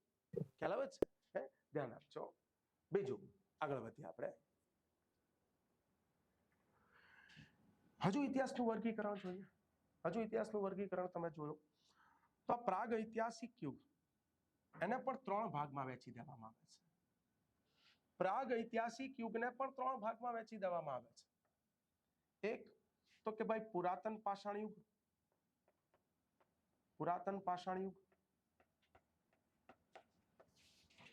બીજું તો કે ભાઈ મધ્ય પાષાણ યુગ, મધ્ય પાષાણ યુગ. પુરાતન પાષાણ યુગ, બીજું મધ્ય પાષાણ યુગ અને ત્રીજું નૂતન કે નવીન પાષાણ યુગ. પુરાતન પાષાણ યુગ, મધ્ય પાષાણ યુગ અને ત્રીજું નૂતન કે નવીન પાષાણ યુગ. શબ્દ જ તમને ઘણું બધું કહી દે છે. પાષાણ, પાષાણ એટલે કે પથ્થર. ઓકે. એટલે પ્રાગ ઐતિહાસિક યુગ એટલે કે તમારો આદિમાનવ યુગ, એને આપણી રીતે આપણે 3 ભાગમાં વહેંચી દઈએ છીએ. પુરાતન પાષાણ યુગ, મધ્ય પાષાણ યુગ કે નૂતન કે નવીન પાષાણ યુગ. આપણો આદિમાનવ જે હતો શરૂમાં એને બિચારાને બુદ્ધિ ઓછી હતી પણ થોડી થોડી બુદ્ધિ આવી ગયેલી. એટલે એને શું કર્યું કે પથ્થરના હથિયારો કે ઓજારો બનાવ્યા. શરૂમાં એને જે હથિયારો કે ઓજારો જે બનાવ્યા તો એ પથ્થરના હથિયારો ને ઓજારો બનાવ્યા. અને શરૂમાં પુરાતન પાષાણ કાળ દરમિયાન આ પથ્થરના હથિયારો કે ઓજારો એ કદમાં એકદમ મોટા હતા. કદમાં કેવા હતા? મોટા. જેનાથી એ જનરલી કોઈ વસ્તુને ભાંગતો કે તોડતો. અને અહીંયાથી શરૂ થાય છે તમારો પુરાતન પાષાણ યુગ. સમય આગળ વધતો ગયો, વધતો ગયો, વધતો ગયો. આદિમાનવનામાં થોડી ઓર બુદ્ધિ આવી. આદિમાનવનામાં થોડી ઓર બુદ્ધિ આવી. એને પથ્થરના હથિયારો કે ઓજારો જે હતા એ થોડા નાના બનાયા, એટલે કે મધ્યમ કદના બનાયા. મધ્યમ કદના પથ્થરના હથિયારો ઓજારો બનાયા. પથ્થરની પાછળ એને આમ કરીને લાકડા જેવું જોડી દીધું તો હથોડા જેવું હથિયાર થઈ ગયું. ઇવન એને ઝાડપાનનો ઉપયોગ કર્યો અને ઝાડપાનનો ઉપયોગ કરીને શરીર ઢાંકવા માટેના વસ્ત્ર તૈયાર કરી દીધા. ઝાડપાનનો ઉપયોગ કરીને એને શરીર ઢાંકવા માટેના વસ્ત્ર તૈયાર કરી દીધા. ઇવન આદિમાનવ જે હતો એકવાર બેઠો હતો અને જોઈ રહ્યો હતો સામે મોટો પથ્થર હતો. ત્યારે તો કોઈ ગેમ બેમ તો હતી નહીં, વિડીયો ગેમ ને એવું. તો બીજા પથ્થરા સામે હતા એની જોડે પડેલા. આમ આમ કરીને સામે મોટા પથ્થરને મારી રહ્યો. જોરથી મારતો હતો પણ અચાનક તણખા થયા. એમ ખબર પડી કે ઓહો આ તો ગજબ છે. જોરથી બે વસ્તુ અથડાય તો શું થયા? તણખા. અથવા તો કદાચ એવું થયું હશે કે આદિમાનવ બેઠેલો, બે પથ્થરા એના હાથમાં હતા, આમ આમ ઘસી રહ્યો હતો. આમ આમ ઘસતા ઘસતા અચાનક થયા તણખા. આ તો ગજબ છે, તણખા. આ તો ગજબ છે, તણખા. તો ગજબ છે, તણખા. લાવ સિગરેટ પી લઉં. ખ્યાલ આવે છે? ધ્યાન આપજો. એટલે મૂળ મુદ્દા એ તણખા થયા. અથવા તો કદાચ એવું થયું હશે કે સુસવાટા ભરેલો પવન વાઈ રહ્યો હશે જંગલની અંદર ને બે સૂકા ઝાડ એકબીજા જોડે અથડાઈ રહ્યા હશે, ઘસાઈ રહ્યા હશે ને અચાનક ઝરી પડી આગ. ઇન શોર્ટ એને ખબર પડી કે આવી રીતે બે વસ્તુ એકબીજા જોડે જોરથી અથડાય છે, ઘસાય છે તો શું થાય છે? આગ લાગે છે. અને કદાચ અહીંયાથી આગની શોધ થઈ. સાહેબ કઈ રીતે, એટલે એક્ઝેક્ટ કઈ રીતે આગ શોધાઈ હશે? હું ત્યાં હાજર નહોતો કે કોઈ ઇતિહાસકારી ત્યાં હાજર નહોતો. એ અનુમાનો છે. કદાચ આવું કંઈક થયું હશે અને આગની શોધ થઈ હશે. કે આદિમાનવ આમ પથરાઓ ફેંકી રહ્યો તો હું બાજુમાં તો ખાલી લખી લઉં, મારે ભણાવવાનું છે 2025ની તલાટીની બેચમાં. ભાઈ સમજાય છે? એ અનુમાનો છે. એટલે આવી રીતે કદાચ આગની શોધ થઈ હશે. મેં તમને કીધું એમ કે ઝાડપાનના એને વસ્ત્રો પહેરવાના શરૂ કર્યા. જોકે ઝાડપાનના વસ્ત્રોની પણ સમસ્યા હતી. કેમ કે ઘણી વાર એવું થાય કે ઝાડપાનના વસ્ત્ર પહેરીને આદિમાનવ સૂતો હોય અને બાજુમાંથી બકરી પસાર થાય, સવાર પડે તો ક્યારું આ તો સમસ્યા છે. અથવા તો ક્યારેક ખબર ના પડે, આ તો ઝાડપાન સૂકા થઈને બધા કરી જાય ઘણા બધા પાન. તો કે આ તો આ વસ્ત્રોની સમસ્યા છે.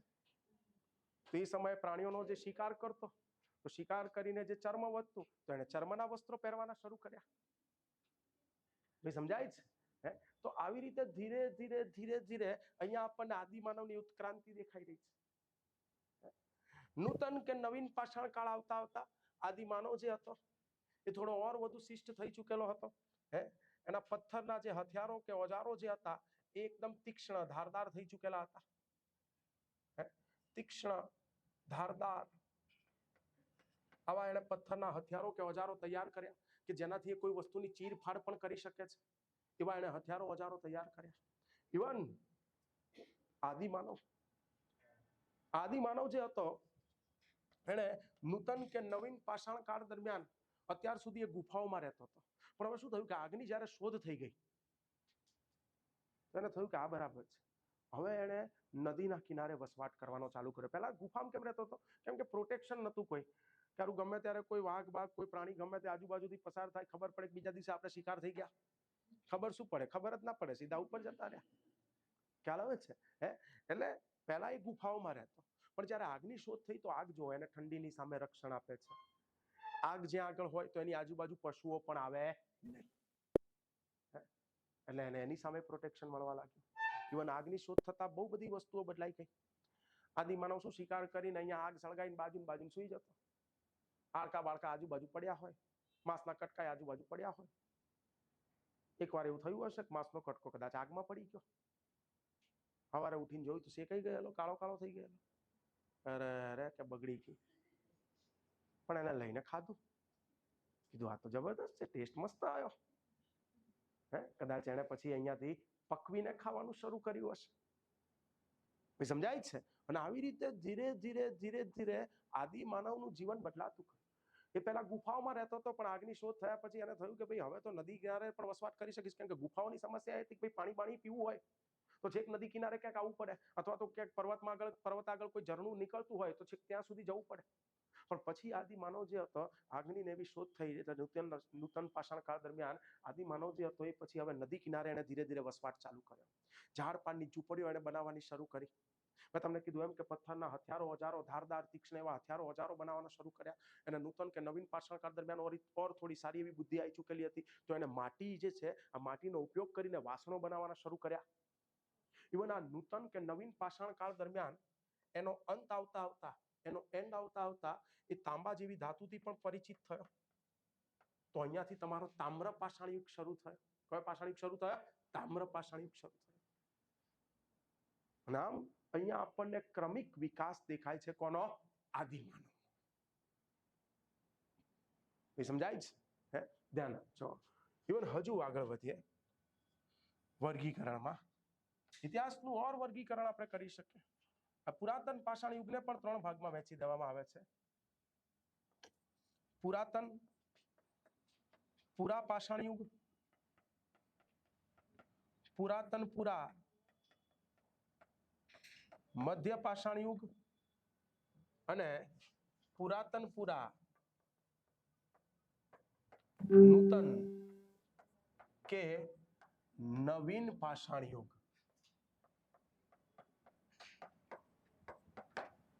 બસ આટલો જ ઇતિહાસ છે, વધુ મોટો નહીં, આટલો જ છે ઇતિહાસ. ખ્યાલ આવે છે? ઇતિહાસ આટલો જ છે. પણ હમણાં જ મેં તમને કીધું એમ કે કામનું વાંચીને પાસ થવાય, ગામનું વાંચીને નહીં. મેં તમને કીધું એમ કે તમારા સિલેબસનો પહેલો ટોપિક છે સિંધુ ખીણની સભ્યતા, કે જેનો સમાવેશ ક્યાં થાય છે? આદ્ય ઐતિહાસિક યુગમાં. તો આ બધું તો તમારી માટે કઈ કામનું જ નથી ભાઈ. આ બધું તમારી માટે કામનું જ નથી, આ સિલેબસનો ભાગ જ નથી. તો આની પાછળ મહેનત કરાય નહીં. સમજાય છે? આ તો ખાલી બતાવવા પૂરતું મેં તમને અહીંયા આગળ બતાવ્યું કે આવી રીતે ઇતિહાસનું વર્ગીકરણ થાય છે, આવી રીતે ઇતિહાસ વહેંચાયેલો છે. પણ આ તમારા માટે જરાય કામનું નથી, કેમ કે એ સિલેબસનો ભાગ નથી. સમજાય છે? તમારા જૂના પેપરો ઉઠાઈને જોઈ લો કે પાછળ એ લોકો જો મહત્તમ ગયા હોય તો સિંધુ ઘાટી સભ્યતા સુધી ગયા હશે. અને આગળના જૂના પેપરોમાં જ્યારે આદિમાનવ કાળ પૂછાતો હતો તો ત્યારે ભૂલથી એકાદ સવાલ ક્યાંક પૂછ્યો હોય તો પૂછ્યો હોય, બાકી તમને મહત્તમ સિંધુ ઘાટી સભ્યતાએથી જ એ લોકો સવાલો પૂછે છે. અને આપણે પણ ઇતિહાસ ત્યાંથી જ ભણવાનો છે. ક્લિયર? ઓકે, તો આ છે આપણું ઇતિહાસનું વર્ગીકરણ.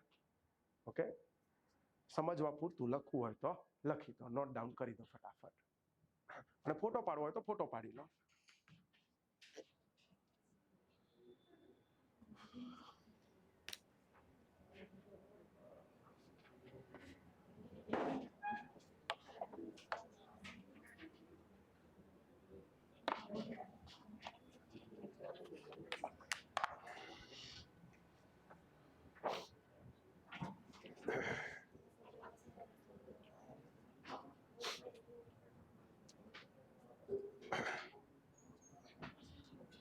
ડન? લખાઈ ગયું છે? ઓકે, પાછળ આ બાજુ કમ્પ્લીટ ને? ઓકે, તો પછી આપણે આગળ વધીએ.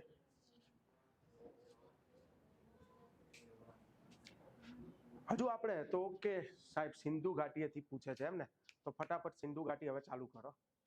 એવું નહીં, ઇતિહાસની રણભૂમિમાં ઉતરીએ એની પહેલા આપણી તલવારો ધારદાર કરી દેવી જરૂરી છે. રણભૂમિમાં ઉતરીએ એની પહેલા તલવારો ધારદાર કરી દેવી જરૂરી છે. જો બુઠી તલવારો લઈને રણ મેદાનમાં ઉતરશો તો થશે એવું કે માથું વાઢવા ગયા હશો પણ માથું વઢાઈને પાછા આવશો.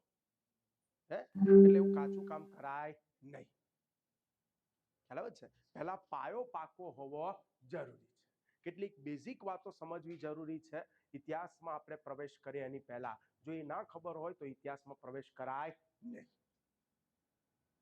તો આપણે કેટલીક બેઝિક વાતો પહેલા સમજીએ અને પછી આપણા પહેલા પોઈન્ટ તરફ જઈએ, સિંધુ ઘાટી સભ્યતા તરફ. ધ્યાન આપજો. તો એમાં પહેલો જ પોઈન્ટ છે ઈસવીસન અને ઈસવીસન પૂર્વે વચ્ચેનો ફરક. આ ઈસવીસન અને ઈસવીસન પૂર્વે વચ્ચે શું ફરક છે? કોઈ કહેશે મને? યસ, ઈસુના જન્મ પહેલાનો સમય એને કહીએ ઈસવીસન પૂર્વે, અને ઈસુના જન્મ પછી જે પણ થયું એને કહીએ ઈસવીસન. ઓકે, સરસ. પણ મારો સવાલ હવે અહીંયા છે, તમે જોયું હશે કે ઈસવીસન પૂર્વેમાં ઓલવેઝ સમયગાળો ઊંધો લખાતો હોય છે. તો એ ઊંધો કેમ લખાય છે?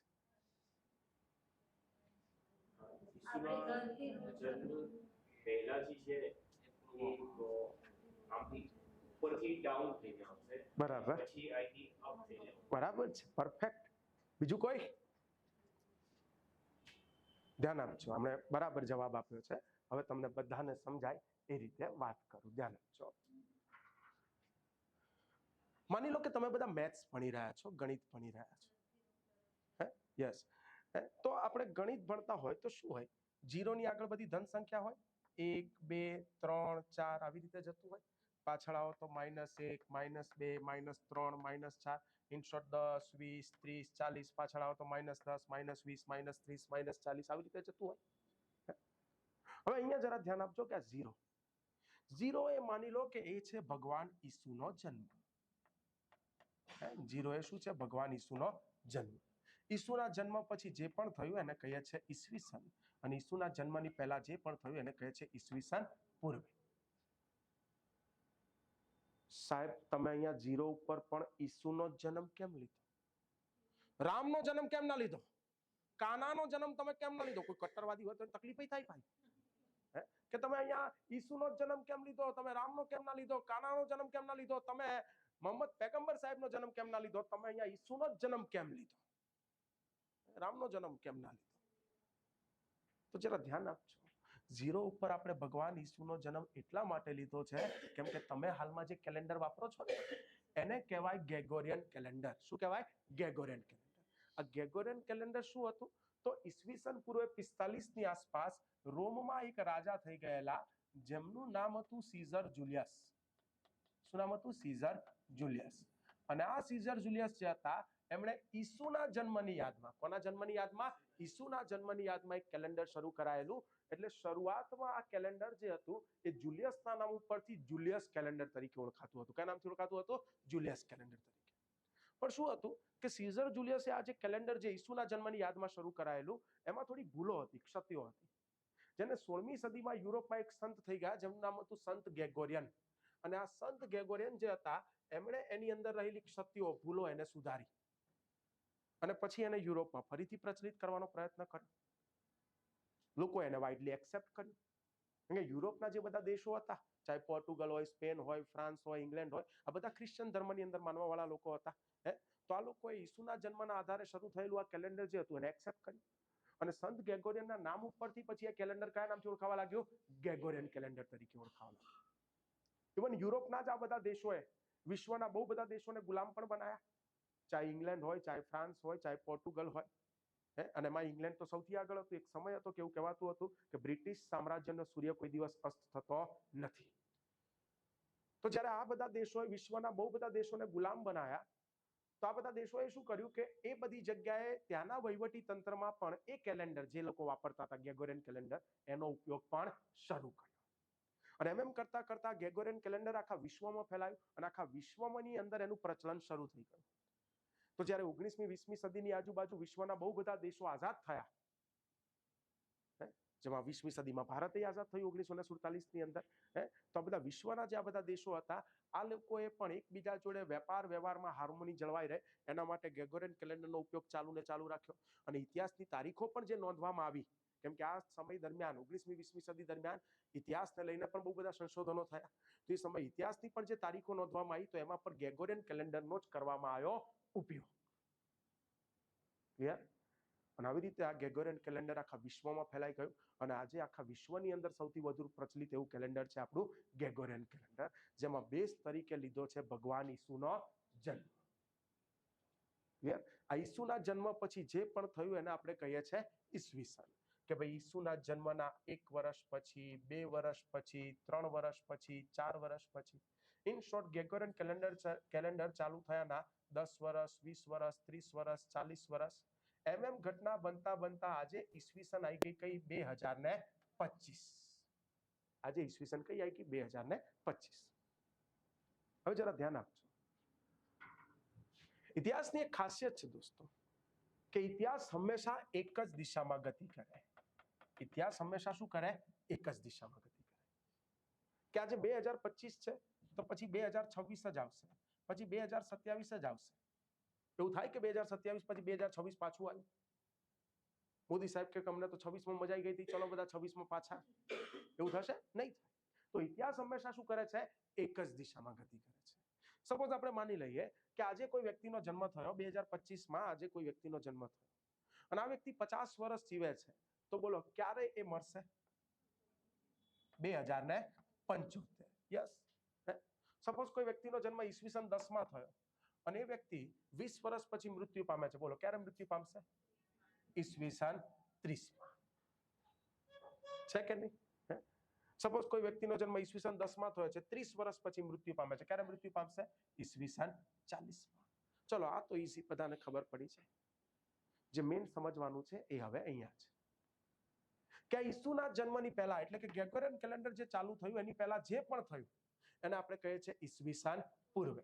કે ઈસુના જન્મના 1 વર્ષ પહેલા, 2 વર્ષ પહેલા, 3 વર્ષ પહેલા, 4 વર્ષ પહેલા, 5 વર્ષ પહેલા. ઇન શોર્ટ ઈસુના જન્મના 10 વર્ષ, 20 વર્ષ, 30 વર્ષ, 40 વર્ષ, 50 વર્ષ, તમે જ્યાં સુધી પાછળ જઈ શકો એ બધું જ શું કહેવાય? ઈસવીસન પૂર્વે. આ સીઝર જુલિયસે આ ચાલુ કરાયેલું તો હશે ને, સીઝર જુલિયસના પપ્પા ને દાદા ને પરદાદા નાન તેને બધા હશે. તો કે અહીંયા તમે જ્યાં સુધી પાછળ જઈ શકો એ બધું જ કહેવાય ઈસવીસન પૂર્વે. ઇવન કોઈ એવું ના માની લેતા કે ઈસુનો જન્મ કે ઈસવીસન 2025 ચાલી રહી છે તો કે આ ઈસુનો જન્મ 2025 વર્ષ પહેલા થયેલો, એવું ના માની લેતા. ભાઈ આ તો ઈસુના જન્મની યાદમાં કેલેન્ડર શરૂ થયેલું એટલે અહીંયા 0 ઉપર આપણે ઈસુનો જન્મ લખ્યો છે. જેમ આપણી સંસ્કૃતિમાં વાદ વિવાદ છે કે આજથી ભગવાન રામ એક્ઝેક્ટ કેટલા વર્ષ પહેલા જન્મ્યા હશે, ભગવાન કૃષ્ણ આજથી એક્ઝેક્ટ કેટલા વર્ષ પહેલા જન્મ્યા હશે, એવા આપણી સંસ્કૃતિમાં બધા મતાંતરો અને વાદ વિવાદો છે. એવી રીતે એ લોકોની સંસ્કૃતિમાં વાદ વિવાદો છે. પણ આ તો પેલા સીઝર જુલિયસે ઈસુના જન્મની યાદમાં શરૂ કરાયેલું એટલે અહીંયા 0 ઉપર લખ્યો છે ઈસુનો જન્મ. આ કેવી વાત છે કે માની લો કે આજે હું કોઈ રાજા છું અને આજે જન્માષ્ટમી હતી કે આવું કંઈક હતું અને મેં ભગવાન કૃષ્ણની યાદમાં મેં એક કેલેન્ડર શરૂ કરાયું કૃષ્ણ સંવત. તો ભગવાન કૃષ્ણ તો આજથી હજારો વર્ષો પહેલા જન્મ્યા. પણ મેં આજથી એ કેલેન્ડર શરૂ કરાવ્યું એટલે આજનો મારો એ દિવસ શું હશે? 0. ભગવાન કૃષ્ણનો જન્મનો એ દિવસ. સમજાય છે? એટલે અહીંયા પણ એ લોકોની સંસ્કૃતિમાં કે એવું ફિક્સ નથી કે આજથી ઈસુ એક્ઝેક્ટ કેટલા વર્ષ પહેલા જન્મ્યા હશે. ક્લિયર? ઓકે. હવે મેઇન વાત ઉપર આપણે આવી જઈએ. જેમ મેં તમને કીધું એમ કે ઇતિહાસ હંમેશા શું કરે છે? એક જ દિશામાં ગતિ કરે છે.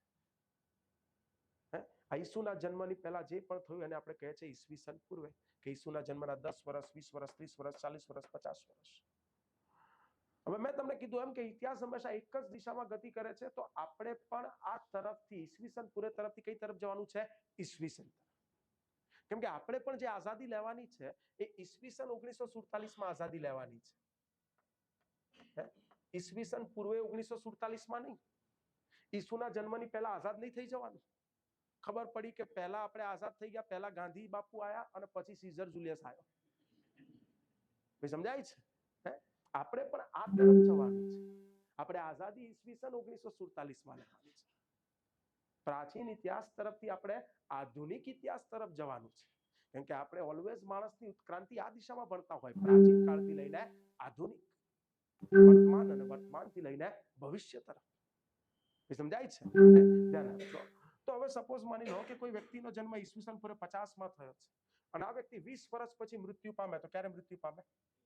30 માં, ઈસવીસન પૂર્વે 30 માં. સપોઝ કોઈ વ્યક્તિનો જન્મ ઈસવીસન પૂર્વે 50 માં થયો છે અને આ વ્યક્તિ 40 વર્ષ પછી મૃત્યુ પામે છે, તો ક્યારે મૃત્યુ પામશે? ઈસવીસન પૂર્વે 10 માં. જો 50 માં જન્મ્યો, 30 માં મર્યો, 50 માં જન્મ્યો, 10 માં મર્યો. સાલ કેવી લખાય? ઊંધી. પણ કેમ ઊંધી લખાય? તો તમે સમજી ગયા. કેમ કે ઇતિહાસ હંમેશા એક જ દિશામાં ગતિ કરે છે અને આપણે પણ ઈસવીસન પૂર્વે તરફથી કઈ તરફ જઈ રહ્યા છે? ઈસવીસન તરફ. અને એટલે આ સમયગાળો કેવો લખાઈ રહ્યો છે? ઊંધો. ખ્યાલ આવે છે? આ ખ્યાલ હોવું જરૂરી છે, કેમ કે ઘણા બધા લોકો ઇતિહાસ ભણવા બેસે, એમને ખબર જ નહીં હોતી. વાંચે, ચોપડી કાઢે, લખેલું હોય સમ્રાટ અશોકનો જન્મ ઈસવીસન પૂર્વે 290 માં થયેલો, સમ્રાટ અશોકનું મૃત્યુ ઈસવીસન પૂર્વે 232 માં થયેલું. કેવું? 290 માં જન્મ્યો, 232 માં મર્યો. આ ચોપડી વાળાએ ખોટું છાપ્યું લાગે છે. અને પછી એ જાતે સુધારી રહે કે કદાચ 232 માં જન્મ્યો હશે, 290 માં મર્યો હશે. પણ ભાઈ તું આગળ જો, શું લખ્યું છે? ઈસવીસન પૂર્વે. અને ઈસવીસન પૂર્વેમાં સમયગાળો કેવો લખાય? ઊંધો લખાય. ખ્યાલ આવે છે ને? કેમ ઊંધો લખાય તો તમે બધા હવે જાણો છો. સમજાય છે? ઇવન જો મેં અપી હાલ કીધું કે સમ્રાટ અશોકનો જન્મ ઈસવીસન પૂર્વે 290 માં થયેલો. આજે ચાલી રહી છે 2025. મારે જોવું હોય કે આજથી સમ્રાટ અશોક કેટલા વર્ષ પહેલા થઈ ગયા, તો મારે શું કરવું પડે? પ્લસ. એક્ઝેક્ટલી. કે આ 2025 વર્ષ, ઈસવીસન 2025, તો આ 2025 વર્ષ તો ખરા જ. અને સમ્રાટ અશોક તો એના પણ કેટલા વર્ષ પહેલા જન્મેલા હતા? 290 વર્ષ પહેલા. તો પ્લસ બીજા 290. તો કે 2025 પ્લસ 290. તો સમ્રાટ અશોક આજથી લગભગ 2315 વર્ષ પહેલા એમનો થયો હશે જન્મ. એ સમજાય છે? જેમ કે મહાવીર સ્વામી, તો મહાવીર સ્વામીનો જન્મ ઈસવીસન પૂર્વે 599 માં થયેલો. આપણે ભણીશું આગળ આ બધાને. મારે જોવું હોય કે આજથી મહાવીર સ્વામી એક્ઝેક્ટ કેટલા વર્ષ પહેલા જન્મ્યા, શું કરવું પડે? સરવાળો. 2025, આપણા 2025 વર્ષ તો ખરા જ. મહાવીર સ્વામી તો એના પણ કેટલા વર્ષ પહેલા જન્મેલા હતા? 599 વર્ષ પહેલા. ઈસવીસન પૂર્વે 599, તો કે આ બીજા 599. ખ્યાલ આવે છે? અને જે તમારો જવાબ આવે એ, તો કે મહાવીર સ્વામી આજથી એટલા હજાર વર્ષ પહેલા જન્મ્યા છે. સમજાય છે? તો આ ઈસવીસન અને ઈસવીસન પૂર્વે વચ્ચેનો ફરક જે તમને ખાસ ખ્યાલ હોવો જરૂરી છે. ઓકે? અને આગળ હું તમને આનો ઉપયોગ પણ કરાવીશ જ્યારે અલગ અલગ સંવંતો બતાવીશ ત્યારે. ઓકે? આગળ વધીએ દોસ્તો. ભાઈ આમાં કોઈને કઈ ડાઉટ ખરો? કોઈને ડાઉટ? ભાઈ જો હા ના એવું બોલવાનું, કેમ કે હું કઈ બાબા બાગેશ્વર તો છું નહીં, તો મને ખબર પડી જાય કે ઓકે. તો તમારે હા ના એવું બોલવાનું કે હા ના. અમુક તો કેવા છે ખબર છે, આમ લા ભાઈ, તમે ખુદ વિચાર કરો, અને લેક ઓફ કોમ્યુનિકેશન કહેવાય. તમે મારી જોડે વાત કરતા હોય તો હું આમ હા ના આઈ કોન્ટેક્ટ હોય મારો, તો એ કમ્યુનિકેશન સ્કિલ્સ. તમે મારી જોડે વાત કરતા હું તમને આમ નામ જોયું, કેવું લાગે? એટલે એવા ડાઘ્યા જેવા ના થવાય. અમુક ડાઘ્યા જેવા હોય, તો એવા ડાઘ્યા જેવા થાવ નહીં. શીખો, આ બધી વસ્તુ શીખવા જેવી વસ્તુ છે આ બધી. બે માણસને તમારી જોડે કમ્યુનિકેટ કરવામાં મજા આવવી જોઈએ, કે વાત કરે તો લાગે કે ના ચલો આ વાત સાંભળી રહ્યો છે. હા ના જોઈએ, ઠીક છે. તો આ ઈસવીસન અને ઈસવીસન પૂર્વ વચ્ચેનો ફરક. આગળ વધીએ. બીજી એક વસ્તુ જે પણ તમને ખાસ ખ્યાલ હોવી જોઈએ,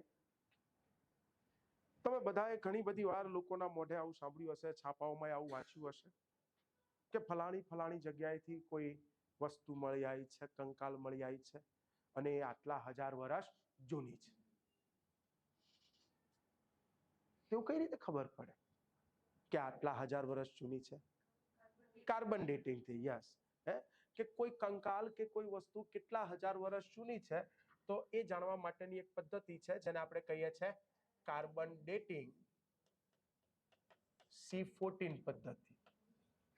પીએસઆઈ ની પરીક્ષામાં બેઠો પૂછાઈ ચૂકેલો સવાલ હતો આ 2016 ની 17 ની પરીક્ષાનો, કે જૂની પુરાણી વસ્તુઓનો સમય જાણવા માટે કઈ પદ્ધતિનો ઉપયોગ થાય છે? પછી ઓપ્શન આવા જ હતા, carbon dating C14, carbon dating C15, C16. તો આન્સર શું આવે? C14.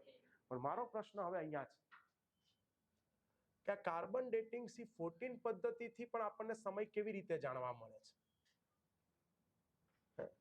કાર્બન ડેટિંગ C14 થી પણ આપણને સમય કેવી રીતે જાણવા મળે છે?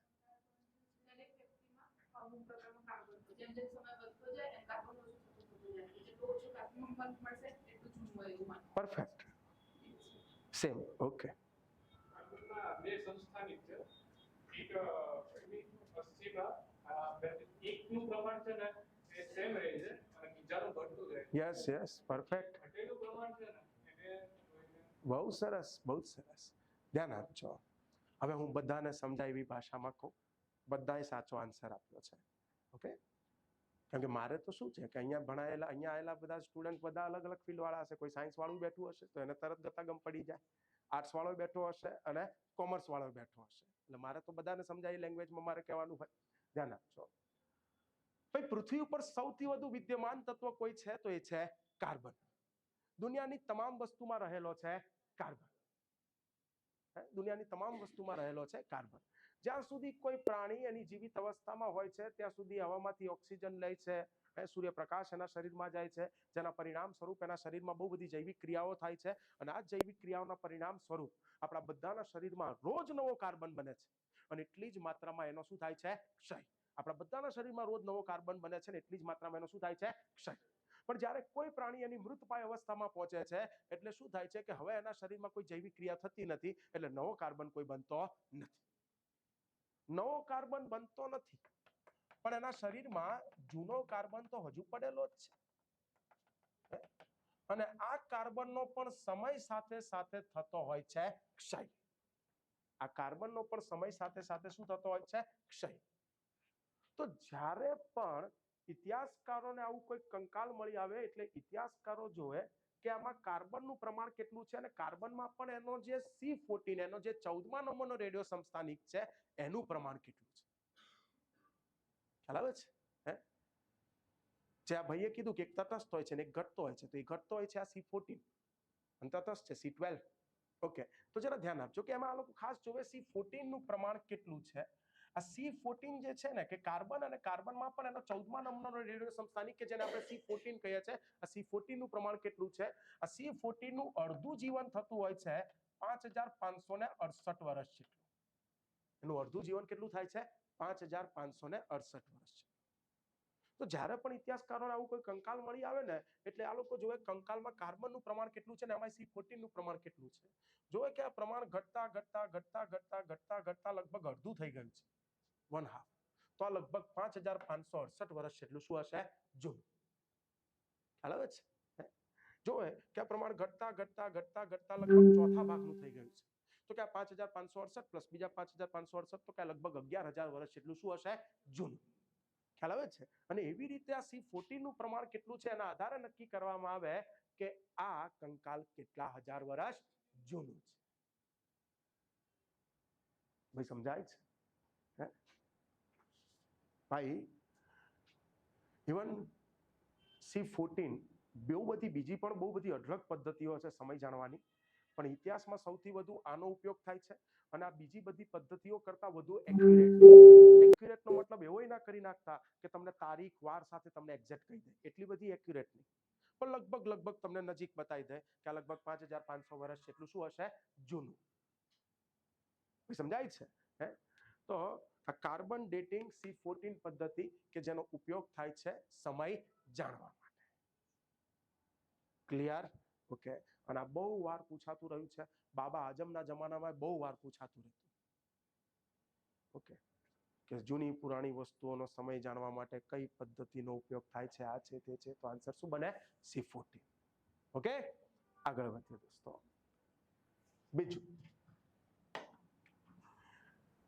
ઇવન આવું 5568 વર્ષ આવું બધું સાહેબ અમારે યાદ રાખવાની જરૂર ખરી? નહીં યાદ રાખવાનું. આ ખાલી હું તમને સમજાવવા માટે કહી રહ્યો છું. ઓકે, ઇવન અહીંયા આગળ એ પણ આ વસ્તુ મારે ખાસ કહેવાની છે કે તૈયારી કરવા જ્યારે આવો છો તો યાદ રાખજો કે તમે આ બધું એક જીકે ના ભાગ તરીકે ભણી રહ્યા છો, જનરલ નોલેજ ના ભાગ તરીકે ભણી રહ્યા છો. એ લોકોને જનરાલિસ્ટ જોઈએ છે, સ્પેશિયાલિસ્ટ નથી જોઈતા.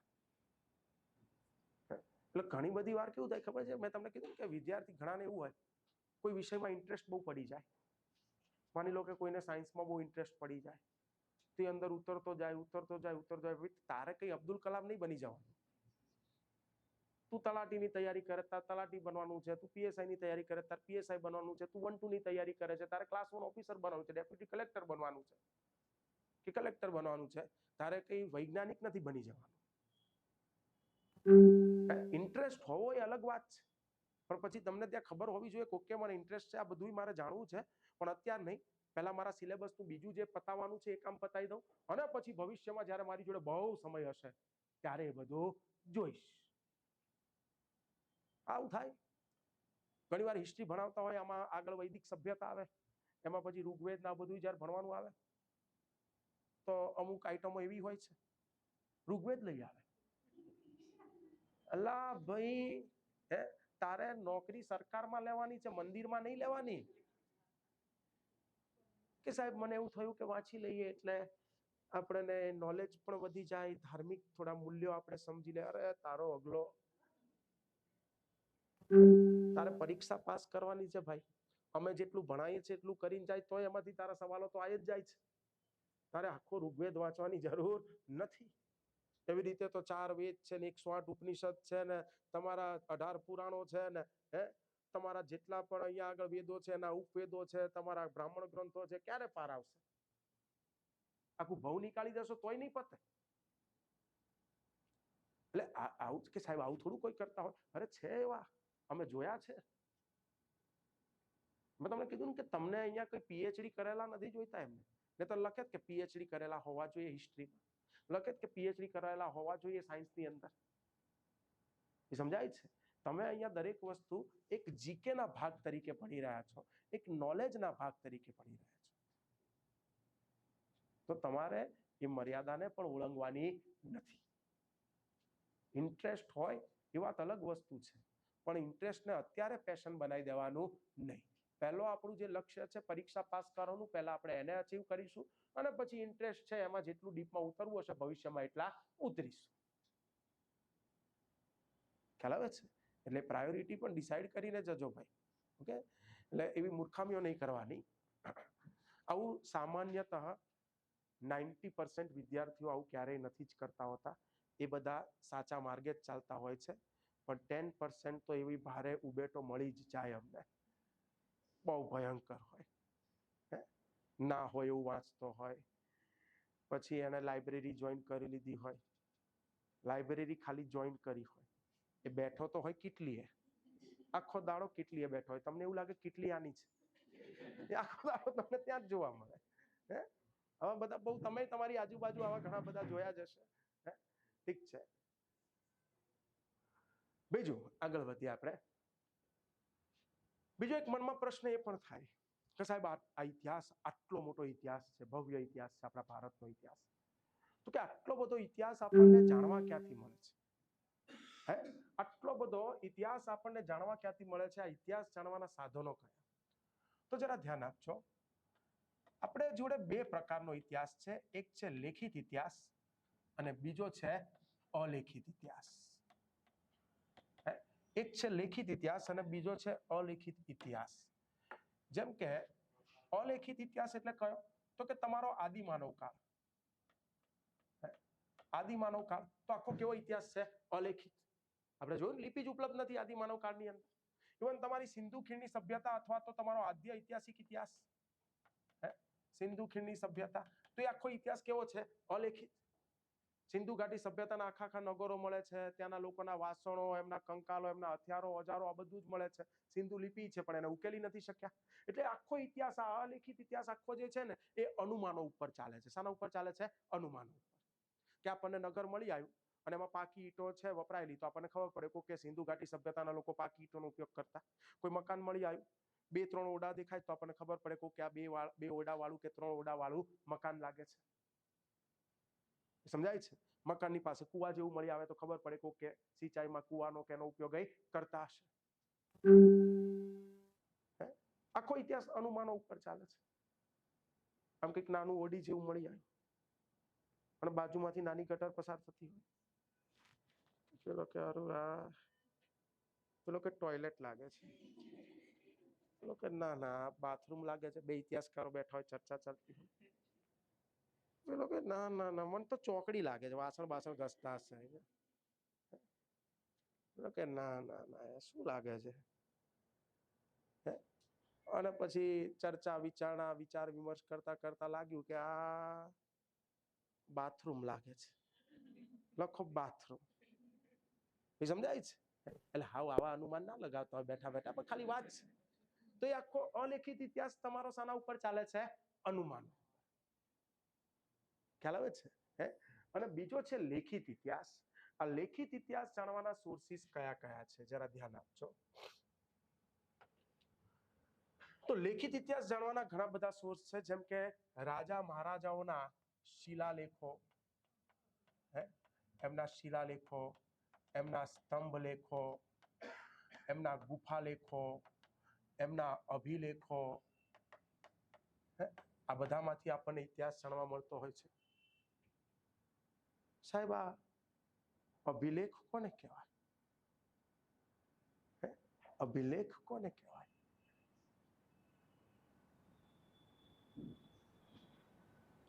લોકોના મોઢે તમે સાંભળ્યું હશે, અહીંયાથી ફલાણા રાજાનો અભિલેખ પ્રાપ્ત થયો છે. તો અભિલેખ કોને કહેવાય?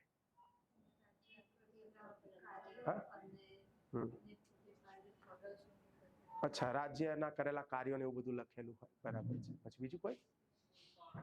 હા, કઠોર વસ્તુ છે એની ઉપર કોતરીને જે લખવામાં આવે એને અભિલેખ કહેવાય. એમ કે જો શિલાનો ઉપયોગ થાય તો એને શિલાલેખ કહેવાય. બરાબર છે. ઓકે. બીજું કોઈ?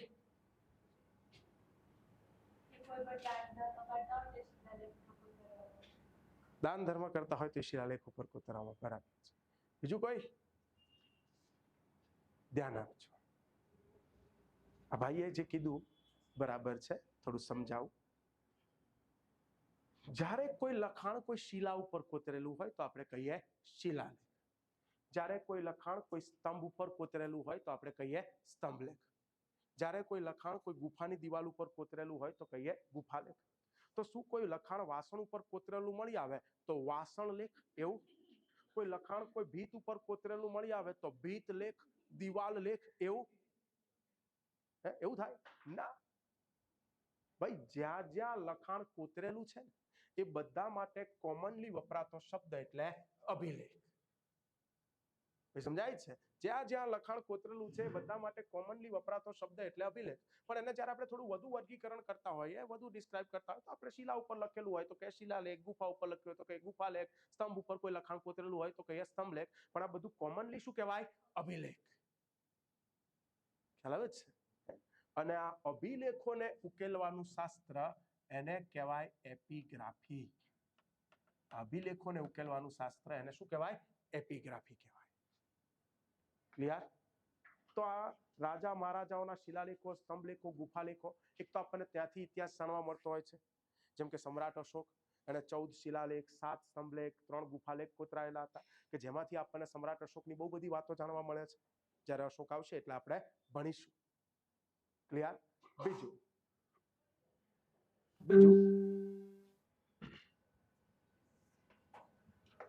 રાજા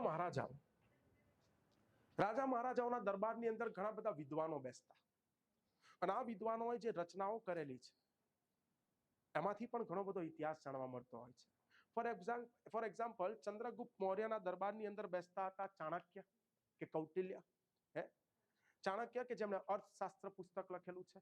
તો અર્થશાસ્ત્ર પુસ્તકમાંથી આપણને મૌર્ય કાળની ઘણી બધી વાતો જાણવા મળે છે. સમ્રાટ હર્ષવર્ધન એના દરબારની અંદર બાણભટ્ટ બેસતા જેમણે હર્ષચરિતની રચના કરેલી છે. કવિ મયુર કે જેમણે મયુર શતકની રચના કરેલી છે તે પણ સમ્રાટ હર્ષવર્ધનના દરબારમાં બેસતા. હર્ષવર્ધન પોતે સારો સાહિત્યકાર હતો કે જેણે રત્નાવલી, નાગાનંદ, પ્રિયદર્શિકા આવા બધા નાટકોની રચના કરેલી છે. તો રાજાના દરબારના જે રત્નો હોય એ લોકોએ કોઈ રચના કરી હોય તો એમાંથી પણ આપણને શું જાણવા મળતો હોય છે? ઇતિહાસ. ઇવન રાજાના સમયમાં કોઈ વિદેશી યાત્રીઓ આવ્યા છે અને એ લોકોએ પણ કોઈ લખાણો લખ્યા છે, પુસ્તકો લખ્યા છે, તો ત્યાંથી પણ આપણને જાણવા મળતો હોય છે ઇતિહાસ. ફોર એક્ઝામ્પલ ચંદ્રગુપ્ત મૌર્યના સમયમાં આવેલો હતો મેગેસ્થનીસ, આગળ આપણે જોઈશું, ભણીશું, જેણે ઇન્ડિકા નામે પુસ્તક લખેલું. તો એમાંથી આપણને મૌર્ય વંશનો ઘણો બધો ઇતિહાસ જાણવા મળે છે. હર્ષવર્ધનના સમયમાં આવેલો હતો યુએનસાંગ, જેણે શિયુકી નામે પુસ્તક લખેલું હતું. તો એમાંથી આપણને એ સમયનો ઘણો બધો ઇતિહાસ જાણવા મળે છે. ઇન શોર્ટ, જૂના પુરાણા જે લેખિત દસ્તાવેજો છે, જૂના પુરાણા જે લેખિત દસ્તાવેજો છે ત્યાંથી પણ આપણને ઇતિહાસ જાણવા મળે છે.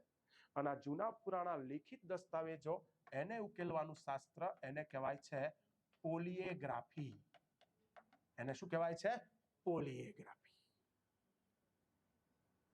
અને આ લાસ્ટ ડીવાયએસઓની એક્ઝામનો બેઠો પૂછાઈ ચૂકેલો સવાલ હતો જ્યારે નલિન ઉપાધ્યાય સાહેબ જીપીએસસીના ચેરમેન હતા એ સમયનો. પોલિયેગ્રાફી સવાલ હતો કે જૂના પુરાણા લેખિત દસ્તાવેજોને ઉકેલવાનું શાસ્ત્ર શું કહેવાય છે? તો શું કહેવાય છે? પોલિયેગ્રાફી. ક્લિયર? ઓકે. બીજું, રાજા મહારાજાઓના સિક્કાઓ.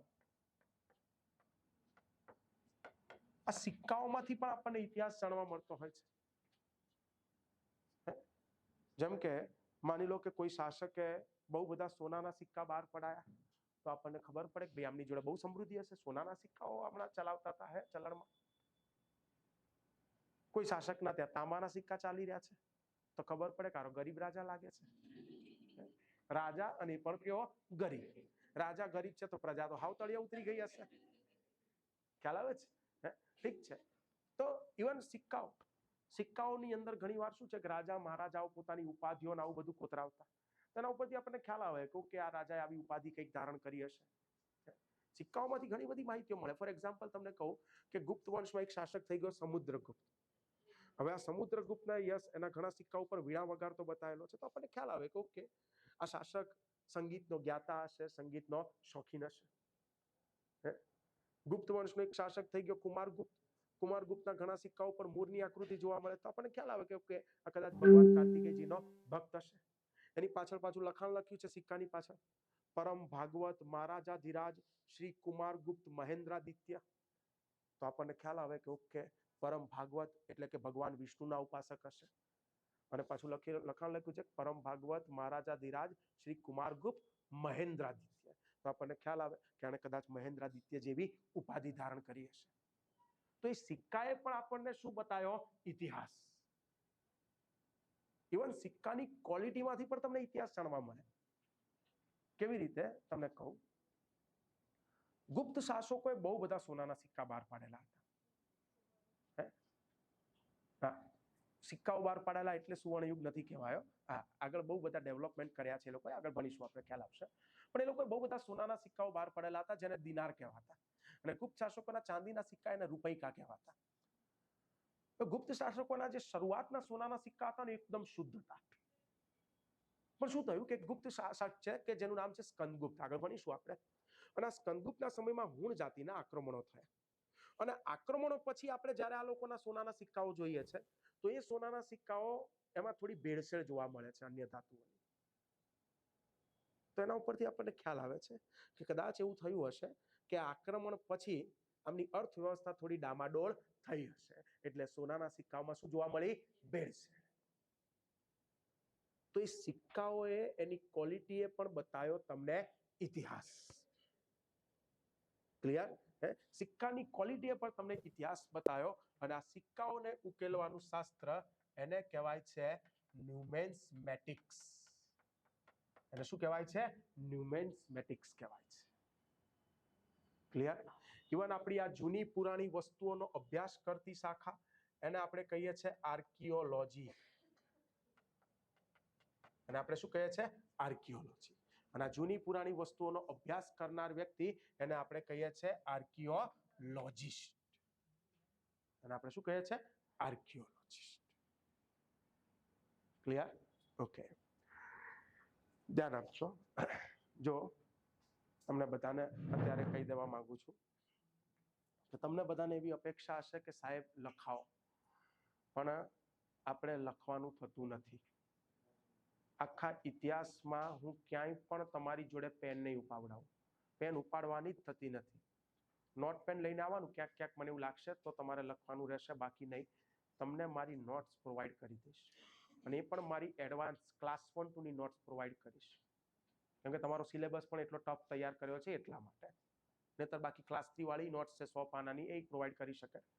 પણ આ જે નોટ્સ છે 220 પેજની આજુબાજુની નોટ્સ હશે, તમારે એ નોટ્સ લેવાની, અને એમાં બધું જ વસ્તુ A થી Z જે હું તમને ભણાવી રહ્યો છું કામની, એ તમામ વસ્તુઓ અંદર લખેલી હશે. અહીંયા જે પણ ટોપિક ભણીશું એ બધા આની અંદર લખ્યા હશે. એટલે તમારી લખવાની માથાકૂટ જતી રહી, કેમ કે લખવું ને એ ટાઈમ પાસ છે.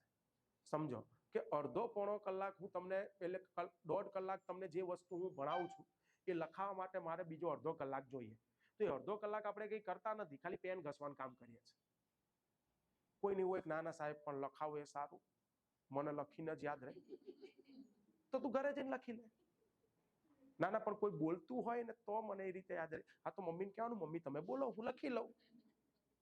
સમજાય છે?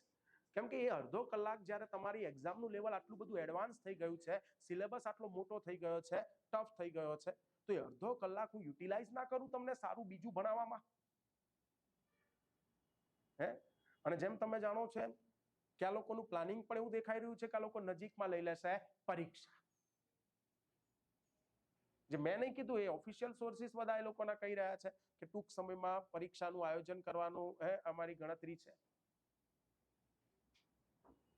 સમજાય છે?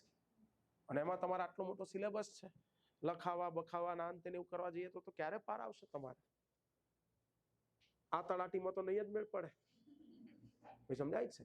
એટલે તમને નોટ્સ પ્રોવાઈડ કરી દેવામાં આવશે. મારો નેક્સ્ટ જ્યારે પણ લેક્ચર આવે ત્યારે ખાલી મને યાદ કરાવજો. એટલે એની અંદર આ કામની જેટલી પણ વસ્તુ છે બધું જ લખેલું હશે. અને છતાંય કોઈને એવું હોય કે ના ના સાહેબ મારે મારી રીતે નોટ્સ બનાવી છે, તો એમાં હું કોઈને રોકતો નથી. તમે 100% બનાવી શકો છો તમારી રીતે. હું બોલતો હોય, ભણાવતો હોય, તમારે નોટ ડાઉન કરવું છે તો એ તો તમે કરી જ શકો છો, એમાં કોઈ બાંધછોડ નથી. પણ મેં જે તમને નોટ્સ આપું છું એટલું કરી લો ને, એટલે ઘૂઘરા જેવું ભયો. ક્લાસ 1 to ની એક્ઝામ આપીને આવજો, કોલર ઊંચા કરીને બહાર આવશો, મારી ગેરંટી. સમજાય છે? બસ એટલું કરો ને ભાઈ. અને અલગ અલગ 10 પુસ્તકો વાંચવી એના કરતા ખાલી આ એક પુસ્તકને 10 વાર વાંચજો. અલગ અલગ 10 પુસ્તકોને વાંચવાનો આગ્રહ રાખો એના કરતા એક પુસ્તકને 10 વાર વાંચવાનો આગ્રહ રાખજો. એનાથી વધુ ફાયદો મળશે તમને. ઓકે? એ ઇતિહાસ તો બધી જગ્યાએ હરખો જ રહેવાનો. ઇતિહાસમાં શું બદલાવાનું? જે ચંદ્રગુપ્ત મૌર્ય મારી ચોપડીમાં લખ્યા હશે, ગામની ચોપડીમાં એ જ ચંદ્રગુપ્ત મૌર્ય હશે. એવું થોડું હશે કે પછી ચંદ્રગુપ્ત મૌર્યનો છોકરો અશોક ને અશોકનો છોકરો બિંદુસાર, એવું થોડું હશે? ચંદ્રગુપ્ત મૌર્યનો છોકરો બિંદુસાર ને બિંદુસારનો છોકરો હતો અશોક. હું કહું ના મારી ચોપડી અલગ છે, મારામાં અલગ ઇતિહાસ ચાલે છે, એવું થોડું હશે? ભાઈ સમજાય છે? એટલે બધે સરખું જ રહેવાનું હોય. દરેક ચોપડી વાળા 10-20% ખાલી કન્ટેન્ટ બદલે, અને 10-20% કન્ટેન્ટ એ લોકો એટલા માટે થોડું બદલતા હોય કેમ કે કોપી પેસ્ટ નો કેસ ના લાગે, એટલે થોડુંક એક્સ્ટ્રા નાખે. એ સમજાય છે? અને મેં તો માર્કેટમાં પબ્લિકેશનોને જોયા છે કે એ લોકો ઘણીવાર પોતાની પ્રાઇસને જસ્ટિફાઈ કરવા માટે એ બુકને વધુ પડતી જાડી બનાવે, અને આપણા લોકો પાછા પસંદગી એ રીતે જ કરતા હોય કે આ બહુ જાડી છે એટલે આમાંથી વધુ પૂછાશે. બધું ઘણું બધું ફાલતુનું કન્ટેન્ટ હોય, અને પેલા નહીં શું પછી તમારી જોડે પૈસા લેતા ફાવે કે ભાઈ 1000 પાનાની બુક છે, 500 રૂપિયા તો થાય આના, અને તમે લઈ જ લો કે 1000 પાનાની ઝેરોક્સ કરાવવા જઈશ તો 1000 રૂપિયા થઈ જશે, 1 રૂપિયાની એક કોપી તો હોય. લાવો ને 500 રૂપિયાની લઈ લે, પ્રોપર પુસ્તક તો મળે મને. એટલે ત્યાં એ બધી વસ્તુઓ ચાલતી હોય છે. એમાં 1000 પાનાની બુક ને એમાં કદાચ એને લાગતું હોય કે ના હજુ પ્રાઇસ જસ્ટિફાઈ 600 રૂપિયા કરવી છે, તો પાછળ 400-500 ક્વેશ્ચન નાખી દે, PYQ પ્રીવિયસ યર ક્વેશ્ચન કરી, એટલે બીજા 100 પાના ભરી ગયા. ભાઈ સમજાય છે? એટલે આપણે એવા ખોટા ધંધા કરવાના થતા નથી. અમારો ઉદ્દેશ્ય અહીંયા આવેલો વિદ્યાર્થી પાસ થાય એ અમારો ઉદ્દેશ્ય છે, કેમ કે એમાં અમારો સ્વાર્થ વધુ છે. તમારી ફીસ લઈ લીધી, પણ ફીસ લીધા પછી અહીંયા આવેલો વિદ્યાર્થી પાસ થાય એમાં સ્વાર્થ વધુ છે, કેમ કે અહીંયા પાસ થયેલો વિદ્યાર્થી બહાર જઈને બીજા 5 જણાને એને કહેતો હશે, પૂછશે જ તમને લોકો, અચ્છા તમે પાસ થઈ ગયા, તમે ક્યાં તૈયારી કરતા હતા? કે ગાંધીનગરમાં. ક્લાસ કરેલા? તો કે હા. ક્યાં કરેલા? તો કે પ્રાજેશ્વરમાં. બીજા 2 વિદ્યાર્થી અહીંયા આવશે, અમે ખરાબ ભણાવીશું, અહીંયા આવેલો વિદ્યાર્થી પાસ નહીં થાય. પાસ નહીં થયા કરતા કદાચ એ નહીં થયો તોય એના મોઢે એ ના નીકળવું જોઈએ કે મને ત્યાં ખરાબ ભણાય. અમારો ઉદ્દેશ્ય અહીંયા સારું ભણાવવાનો અને તમને પાસ કરાવવાનો છે. તો આ પ્રાજસ્વ ઇન્સ્ટિટ્યૂટ ચાલ્યા કરશે, નહીતર પછી બહાર જઈને બધા ગાળો દેશે તો કાલ ઉઠીને કોઈ નહીં આવે અહીંયા.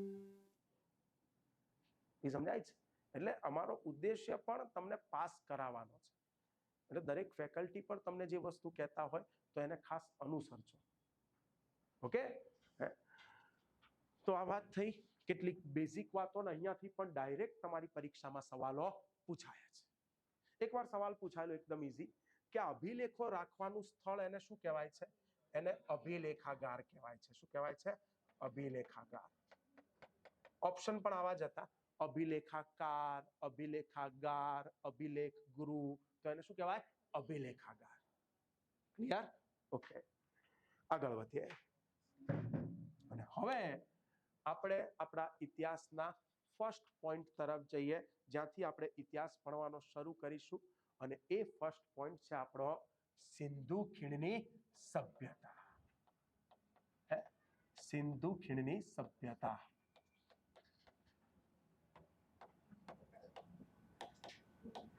સિંધુ ખીણની સભ્યતા કે જેનો સમયગાળો છે ઈસવીસન પૂર્વે 2350 થી ઈસવીસન પૂર્વે 1750.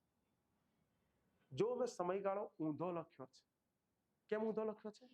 ઈસવીસન પૂર્વે છે, અને પૂર્વેમાં સમયગાળો કેવો લખાય? ઊંધો. કેમ લખાય? તમે બધા જ જાણો છો. બીજું આ જે મેં સમયગાળો લખ્યો છે એ મેં પરિપક્વ સમયગાળો લખ્યો છે. બાકી જો સિંધુ ઘાટી સભ્યતાનો પૂર્વાર્ધનો સમય જો જોવો હોય, પૂર્વાર્ધ એટલે શું સાહેબ? જરા ધ્યાન આપજો. કોઈ પણ સભ્યતાને 3 ચરણમાં વહેંચીને જોવામાં આવતી હોય, એ કોઈ પૂર્વાર્ધ. જ્યારે કોઈ પણ સભ્યતા ધીરે ધીરે ડેવલપ થતી હોય તો એને કહેવાય પૂર્વાર્ધનો સમય. શું કહેવાય? પૂર્વાર્ધનો સમય. પછી એ ડેવલપ થતા એની પૂર્ણ વિકસિત અવસ્થામાં આવે તો એને કહીએ પરિપક્વ કાળ. શું કહીએ? પરિપક્વ કાળ. અને પછી ધીરે ધીરે કોઈ સભ્યતા એના ડાઉનફોલ તરફ જાય, એના એન્ડ તરફ જાય, એને કહીએ ઉત્તરાર્ધ. શું કહીએ? ઉત્તરાર્ધ. આ તો આપણે શરૂઆત ને અંત ને આવું લખતા હોય, તમે મોટા મોટા ઇતિહાસકારોની બુક વાંચો ને તો એમાં આવું જ લખેલું હોય, ये सभ्यता इसके उत्तरार्ध के चरण में ऐसी थी, ये सभ्यता इसके पूर्वार्ध के चरण में ऐसी थी. એટલે એના ઉપરથી તમારે સમજી જવાનું હતું પૂર્વાર્ધ કે ચરણ એટલે શરૂઆતની વાત કરે છે, ઉત્તરાર્ધ કે ચરણ એટલે અંતની વાત કરે છે. ખ્યાલ આવે છે? તો કોઈ પણ સભ્યતાનો શરૂઆતનો સમય શું કહેવાય? પૂર્વાર્ધ. પછી ધીરે ધીરે ડેવલપ થતા થતા પૂર્ણ વિકસિત અવસ્થાએ પહોંચે એને કહીએ પરિપક્વ કાળ, અને એન્ડ તરફ જાય એને શું કહીએ ઉત્તરાયણ. તો હવે જરા ધ્યાન આપજો, આ સિંધુ ઘાટી સભ્યતાનો આ તો મેં પરિપક્વ સમયગાળો લખ્યો છે, જ્યારે આ સભ્યતાની પૂર્ણ વિકસિત અવસ્થાએ પહોંચેલી.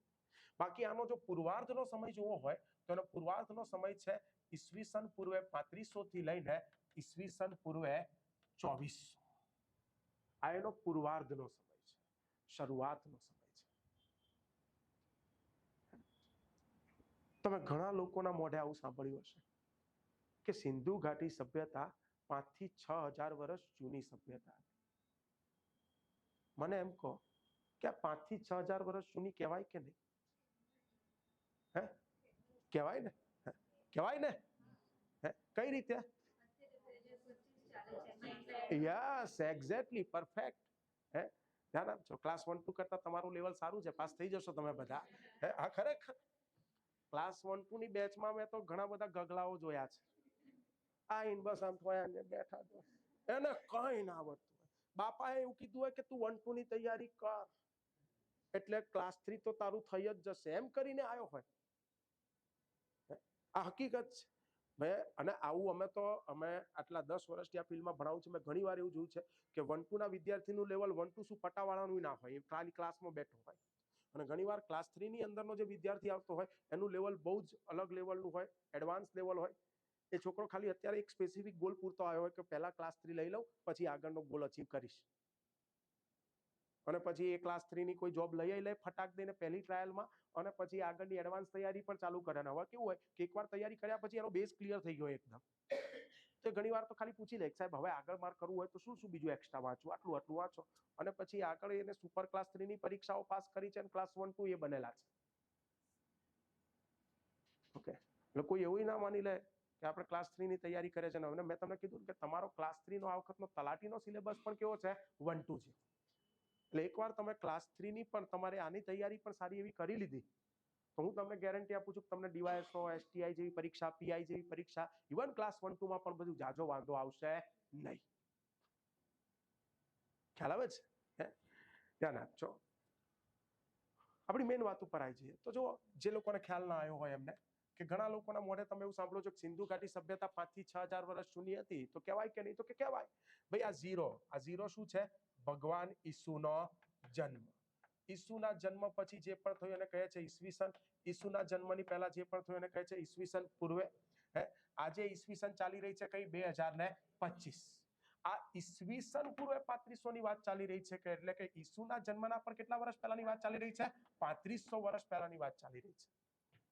તો મારે જોવું હોય કે આજથી આ સભ્યતા કેટલા હજાર વર્ષ જૂની હતી, તો કે આ તમારા 25 એટલે કે 2025 પ્લસ તમારા 3500, તો લગભગ 5500 વર્ષ પ્લસ થયું. તો જે રાઉન્ડ ફિગર લોકો આવું બોલતા હોય છે કે આ સભ્યતા 5 થી 6000 વર્ષ જૂની હતી, તો કહેવાય કે નહીં? કહેવાય. સમજાય છે? હે, ધ્યાન આપજો. તો આ સિંધુ ઘાટી સભ્યતા, આપણે સિંધુ ઘાટી સભ્યતાનો સ્થાન સીમા વિસ્તાર જરા જોઈએ કે કયા વિસ્તારમાં સભ્યતા ફેલાયેલી હતી.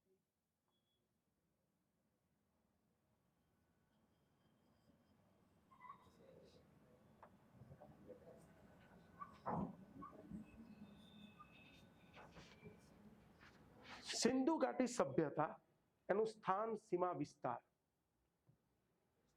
આ સભ્યતાનું સૌથી ઉત્તરનું સ્થળ કોઈ હતું તો એ હતું માંડા.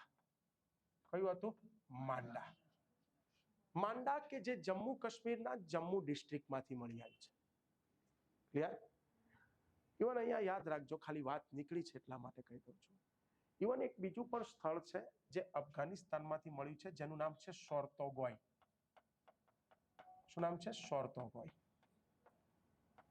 આ સ્થળને લઈને હજુ વિવાદ છે, પણ કેટલાક વિદ્વાનોનું એવું માનવું છે કે માંડા કરતા પણ ઉત્તરનું સ્થળ કયું છે? શોર્તોગોય. પણ હજુ પણ તમારા પાઠ્યપુસ્તકોની અંદર અપડેટ થયું નથી. હજુ એ બધામાં માંડા જ લખ્યું છે. અને જ્યારે પાછો વિવાદ થશે ને એટલે આ લોકો એમ કહે છે પાઠ્યપુસ્તક લાવો. ખ્યાલ આવે છે કે બીજા ઓથેન્ટિકેટ સોર્સ લાવો. એટલે આપણા માટે પછી પાઠ્યપુસ્તકોમાં જે લખ્યું છે એને આપણે વધુ ધ્યાનમાં લઈશું. તો જરા ધ્યાન આપજો. પણ છતાંય તમને પૂછે કે આ સભ્યતાનું સૌથી ઉત્તરનું સ્થળ કયું હતું? માંડા. પણ માંડા ઓપ્શનમાં ના આપ્યું ને એ દિવસે જો કદાચ શોર્તોગોય હોય તો ટીક કરી દેજો શોર્તોગોય. ક્લિયર? ઓકે, ધ્યાન આપજો. તો આ સભ્યતાનું સૌથી ઉત્તરનું સ્થળ હતું માંડા, જે જમ્મુ કાશ્મીરના જમ્મુ ડિસ્ટ્રિક્ટમાંથી મળી આવ્યું છે. આ સભ્યતાનું સૌથી દક્ષિણનું સ્થળ હતું દાઈમાબાદ, જે મહારાષ્ટ્રના અહેમદનગર ડિસ્ટ્રિક્ટમાંથી મળી આવ્યું છે. આ સભ્યતાનું સૌથી પૂર્વનું સ્થળ હતું આલમગીરપુર, જે યુપી મેરઠ ખાતેથી મળી આવ્યું છે. દાઈમાબાદ ક્યાંથી? તો કે મહારાષ્ટ્રના અહેમદનગર ડિસ્ટ્રિક્ટમાંથી. અને માંડા ક્યાંથી? તો જમ્મુ કાશ્મીરના જમ્મુ ડિસ્ટ્રિક્ટમાંથી. ઓકે, અને આ સભ્યતાનું સૌથી પશ્ચિમનું સ્થળ તો એ હતું સુતકા ગેન્ડોર. સાહેબ આ ક્યાંથી મળ્યું છે? તો સુતકા ગેન્ડોર એ પાકિસ્તાન એનો બલુચિસ્તાન પ્રાંત અને બલુચિસ્તાન પ્રાંતનું મકરાણ તટ, તો મકરાણ તટ ખાતેથી મળી આવ્યું છે. કયું? સુતકા ગેન્ડોર. અને આમ જો આપણે આખી સિંધુ ઘાટી સભ્યતા જોવા જઈએ તો આખી આ સિંધુ ઘાટી સભ્યતા એ 12,99,600 ચોરસ કિલોમીટર આટલા વિશાળ પ્રદેશમાં ફેલાયેલી હતી. કેટલા વિશાળ પ્રદેશમાં? 12,99,600 ચોરસ કિલોમીટર. ક્લિયર? ઓકે, આ સભ્યતાનું સૌથી ઉત્તરનું સ્થળ કયું છે? માંડા. સૌથી દક્ષિણનું દાઈમાબાદ, સૌથી પૂર્વનું આલમગીરપુર, સૌથી પશ્ચિમનું સુતકા ગેન્ડોર. ક્લિયર? ઇવન હવે જરા ધ્યાન આપો કે જો માંડા ક્યાં જતું રહ્યું, એટલે ક્યાં છે? ભારતમાં. આલમગીરપુર ક્યાં છે? ભારતમાં. દાઈમાબાદ ક્યાં છે? ભારતમાં. પણ સુતકા ગેન્ડોર જે સૌથી પશ્ચિમનું સ્થળ છે, ક્યાં જતું રહ્યું છે? પાકિસ્તાન. સવાલ થોડો ટ્વિસ્ટ થાય અને સવાલ એવો પૂછે કે આ સભ્યતાનું ભારત દેશનું સૌથી પશ્ચિમનું સ્થળ કયું? તો ભારતનું સૌથી પશ્ચિમનું સ્થળ છે દેશલપુર. કયું છે? દેશલપુર, જે કચ્છ નખત્રાણા ખાતેથી મળી આવ્યું છે. ક્યાંથી મળી આવ્યું છે? કચ્છ નખત્રાણા ખાતેથી મળી આવ્યું છે. ક્લિયર? તો તમને સવાલ એવો બને કે સિંધુ ઘાટી સભ્યતાનું સૌથી પશ્ચિમનું સ્થળ કયું? તો આન્સર બને સુતકા ગેન્ડોર. પણ સવાલ એવો બને કે આ સભ્યતાનું ભારતનું સૌથી પશ્ચિમનું સ્થળ કયું? તો આન્સર બદલાઈ જાય. કયો આવે? દેશલપુર. ક્લિયર? બાકી પૂર્વના સ્થળ કે ઉત્તરનું કે દક્ષિણનું એ તો એઝ ઇટ ઇઝ જ છે. ક્લિયર? ઓકે, ધ્યાન આપજો. અને આ સભ્યતા કેટલા વિસ્તારમાં? 12,99,600 ચોરસ કિલોમીટરમાં ફેલાયેલી હતી. એ સમયની સમકાલીન જેટલી પણ સભ્યતાઓ હતી એ બધા કરતા વિસ્તારની દ્રષ્ટિએ સૌથી મોટી સભ્યતા કોઈ હતી તો એ હતી સિંધુ ખીણની સભ્યતા. જેમ કે એ સમય એવું નથી કે દુનિયામાં ખાલી આ એક જ સભ્યતા હતી, સિંધુ ઘાટી સભ્યતા. એમ તો એ સમયે ચાઇનાની હવાંગ હો નદીના કિનારે વિકસેલી હતી હવાંગ હોની સભ્યતા. તો હવાંગ હોની સભ્યતા કરતા પણ વિસ્તારની દ્રષ્ટિએ મોટી કોઈ હતી તો એ હતી સિંધુ ઘાટી સભ્યતા. ઇવન આપણું આજે ઈરાન ઈરાક તમે જે જુઓ છો ત્યાં અહીં છે ટાઇગ્રીસ નદી, તો ટાઇગ્રીસ નદીના કિનારે વિકસેલી હતી મેસોપોટેમિયાની સભ્યતા. તો આ મેસોપોટેમિયાની સભ્યતા કરતા પણ વિસ્તારની દ્રષ્ટિએ કોઈ મોટી હતી તો એ હતી સિંધુ ખીણની સભ્યતા. ઇવન નાઇલ નદીના કિનારે વિકસેલી હતી મિશ્રની સભ્યતા. તો આ મિશ્રની સભ્યતા કરતા પણ વિસ્તારની દ્રષ્ટિએ મોટી કોઈ હતી તો એ હતી સિંધુ ખીણની સભ્યતા. ઇન શોર્ટ, વિશ્વની પ્રાચીનતમ ને મહાનતમ સભ્યતાઓમાં વિસ્તારની દ્રષ્ટિએ સૌથી મોટી સભ્યતા કોઈ હતી તો એ હતી સિંધુ ખીણની સભ્યતા. ક્લિયર? અને હવે આ જ સિંધુ ઘાટી સભ્યતા આપણે ભણવાની છે. હજુ તો આપણે શરૂઆત જ નહીં કરી. હજુ તો ખાલી એનું સ્થાન, સીમા, વિસ્તાર આ બધું જ આપણે જોયું છે. તો જ્યારે આપણે હવે નેક્સ્ટ લેક્ચરમાં મળીશું ને ત્યારે આપણે આ સભ્યતાની શરૂઆત કરીશું. ક્લિયર? તો આજ માટે આજે સમય ઓલમોસ્ટ થઈ ગયો છે. 2-3 મિનિટની જ વાર છે. ઇવન જરા ધ્યાન આપજો, હજુ 2-3 મિનિટની વાર છે એટલે ખાલી કહી દઉં કે આ શરૂઆત છે. પણ જ્યારે 2-3 લેક્ચર પતશે, જ્યારે કન્ટેન્ટ વ્યવસ્થિત એવું થોડુંક પીરસાઈ ગયું હશે, એના પછી આપણે આવું થશે જ કે ક્યારેક એવું હોય કે 2 મિનિટ પહેલા 3 મિનિટ પહેલા આપણો ટોપિક પતી ગયો હોય, પછી નવો ટોપિક ખોલવાનો કોઈ મતલબ ના હોય, કેમ કે 3 મિનિટમાં નવો ટોપિક ખોલું તે પતતોય ના હોય, અડધો પોણો કલાકનો ટોપિક હોય એટલે. તો એ સમય આવી 3 મિનિટ 5 મિનિટ કેવું રહેશે ત્યારે હું સવાલ જવાબ પૂછીશ. જેટલું ચાલ્યું હશે એમાંથી સવાલ જવાબ પૂછીશ. જો એમાં કોઈ ડરવાની જરૂર નથી. આવડે તો જવાબ આપવાનો, ના આવડે તો હું જવાબ આપીશ. પણ એ બાને પણ શું થશે? રિકોલ થશે. કોઈને સવાલ પૂછ્યો, તમે મગજ ઉપર આમ ભાર મૂક્યો કે આમાં શું આવે શું આવે, પછી ક્યાંક આપણને જ્યારે એવું લાગશે કે ભાઈ હવે એ તબક્કો આવી ગયો છે, કતલની રાતો આવી ગઈ છે કે હવે તો મજબૂત તૈયારી હોવી જ જોઈએ, હે, તો એ સમયે પછી આપણે સજાના માપદંડો પણ રાખીશું કે જ્યારે સવાલ પૂછું ને ન આવડે જે ટોપિકમાંથી, તે ટોપિક 2 વાર કે 3 વાર લખીને લાવ. હા, આવું કરીએ જ છે આપણે, એમાં કોઈ ચિંતા નહીં, કરીએ જ છે. એ બાને શું છે કે તમે વાંચશો, હે, અને લખ્યું હશે 3 વાર તો એ બાને પછી જીવનમાં એ ક્યારેય ભૂલાશે નહીં. સાહેબ ના લખું તો શું કરી લેશો, શું કરી લેશો, એવા હોય પાછા અમુક હોય. કઈ નહીં, હું લેક્ચર લેવા નહીં આવું, હું અંદર નહીં ઘૂસું, બેહી રહો 2 કલાક. એક વ્યક્તિના લીધે આખા ક્લાસને સજા મળશે. પણ હું ઈચ્છું છું કે એવું ક્યારેય ન થાય, આપણે ક્યારેય આ હદ સુધી આગળ ન જવું પડે. જો ભાઈ મારો ઉદ્દેશ્ય તમને પાસ કરાવવાનો છે એટલા માટે આ કરાવી રહ્યો છું, બાકી તો ભણાઈને ઘર ભેગો થઈ જાવ, શું વાંધો છે, તમારે જે કરવું એ કરો. ઓકે, પણ અમારો ઉદ્દેશ્ય તમને પાસ કરાવવાનો છે. ઇવન અહીંયાથી પણ જે યુનિટ ટેસ્ટ લેવાતી હોય, મોક ટેસ્ટ લેવાતી હોય, તો એને રેગ્યુલર આપજો, એટલે તમને ખબર પડે. કેમ કે ઘણીવાર ભણવું એ અલગ વસ્તુ છે અને પેપર આપવા એ અલગ વસ્તુ છે. પેપરમાં જ્યારે વિધાનો તરીકે તમારી સામે સવાલો આવે, વન લાઇનર સવાલો આવે, તો ત્યારે તમે કન્ફ્યુઝ હોય કે સાલું આમાં આ આવે કે તે આવે. ભલે એ સમય ખોટું પડે, કદાચ તમે પરીક્ષા તમે આપી 25 માર્કની 30 માર્કની, એક પણ સવાલ તમને નહીં આવડ્યો, કોઈ વાંધો નહીં, એક પણ સવાલ નહીં આવડ્યો, કોઈ વાંધો નહીં, 0 માર્ક આયા, કોઈ વાંધો નહીં. પણ મને પૂરો વિશ્વાસ છે કે 25 માર્ક જે તમે આપી એક્ઝામ, એક પણ માર્ક ભલે ના આવ્યો, પણ જ્યારે તમે એની આન્સર કી જોશો, સવાલો જોશો અને આન્સર કી જોશો, તો એ સમયે જે જવાબ તમારા મગજમાં ફિક્સ થઈ ગયો હશે એ ક્યારેય જશે નહીં, એ ક્યારેય નહીં જાય. ખ્યાલ આવે છે? એટલે PYQ પણ પાછા સોલ્વ કરવાનો પ્રયત્ન કરજો. અને તમારા તલાટીની અંદર તમારી પરીક્ષા માત્ર ને માત્ર નોલેજની નહીં હોય, there you have to consider time. તમારા ત્યાં ટાઈમ મેનેજમેન્ટ પણ એટલું જ કરવાનું રહેશે. કેમ કે તમારું પેપર છે 3 કલાકનું, સવાલ છે તમારા સામે કેટલા, 200. 3 કલાક એટલે 180 મિનિટ છે તમારી જોડે, અને સામે 200 સવાલ છે. એટલે એક ક્વેશ્ચન કરવા માટે તમારી જોડે 50 સેકન્ડથી વધુ સમય નથી. એટલે 50 સેકન્ડમાં આખો સવાલ સમજવો અને જવાબ આપવો બહુ અઘરી વસ્તુ છે. લાસ્ટ ટાઈમનું જે પેપર હતું તલાટીનું, 100 માર્કનું તમારું પેપર હતું, સમય હતો કેટલો, 1 કલાક. એટલે એક ક્વેશ્ચન એટેન્ડ કરવા માટે તમારી જોડે અડધી મિનિટ જેટલો જ લગભગ સમય હતો, 30-35 સેકન્ડ વધીને. અને એ સમયે શું કર્યું કે પેપર જે છે એને આ લોકોએ લેન્ધી બનાવી દીધું. હતું સહેલું, પણ જોડકાઓ મૂકી દીધા, વિધાનો વાળા વધુ પડતા સવાલ મૂકી દીધા, એટલે લેન્ધી બની ગયું. 35 સેકન્ડમાં આખું આવડું મોટું વિધાન વાંચવું, પછી જવાબ આપવો એને વિચારીને, એટલે છોકરાને બડો અભ્યાસ વાર થાય. અને એમાં પાછા અમુક મેથ્સ રીઝનિંગ મૂકેલા હતા. હવે મેથ્સ રીઝનિંગમાં કેવું છે ખબર છે કે માણસ લોભાઈ બહુ, જવાબ દાખલો કરે ના, અરે ઉભો રહે, અને ખબર ના પડે 3 મિનિટ જતી રહે. અને એ જે ત્યાં 3 મિનિટ બગડી, એના લીધે પછી પાછળના જે જવાબો આપવાના છે એને ત્યાં આગળ એનો ખામિયાજો ભોગવવો પડે. એટલે તમારે અહીંયા ટાઈમ મેનેજમેન્ટ પણ શીખવાનું છે કે આજે તમે એક્ઝામ આપવા બેઠા, અહીંયા મૂક ટેસ્ટો આપી, ખબર પડી કે ભાઈ આપણે આમ બેઠા હોય તમે કે ભાઈ આમાં દાખલો ગણી રહ્યા છે, 1 મિનિટ થઈ ગઈ, જવાબ નહીં આવ્યો, તો અત્યારે એને પહેલા મૂકી દો સાઈડમાં, હવે આગળ વધો, બીજો સવાલ પકડો, ત્રીજો સવાલ પકડો.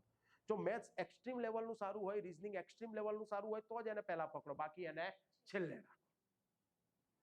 કેમ કે જીકે વાળા વિષયમાં તો કેવું છે, સવાલ જો આવડે છે તો ટીક, નહીં આવડતો તો છોડો, સ્કીપ. પેલામાં તો શું, તમે ગણો, પાછો જવાબ ના આવે તો પાછા મથો, પછી જવાબ આપો. એટલે એવો ટાઈમ બગાડવાનો નથી. આ બધું તમે શીખશો કેવી રીતે, જ્યારે તમે અહીંયા ટેસ્ટ આપશો ત્યારે. ક્લિયર? એટલે એ બધી વસ્તુ પર પ્રેક્ટિસ ખાસ કરજો. કઈ નહીં, આજ માટે આપણે આટલું જ રાખીએ છીએ. બીજી ચર્ચા કરીશું નેક્સ્ટ લેક્ચરમાં. મળ્યા દોસ્તો, C you in the next lecture.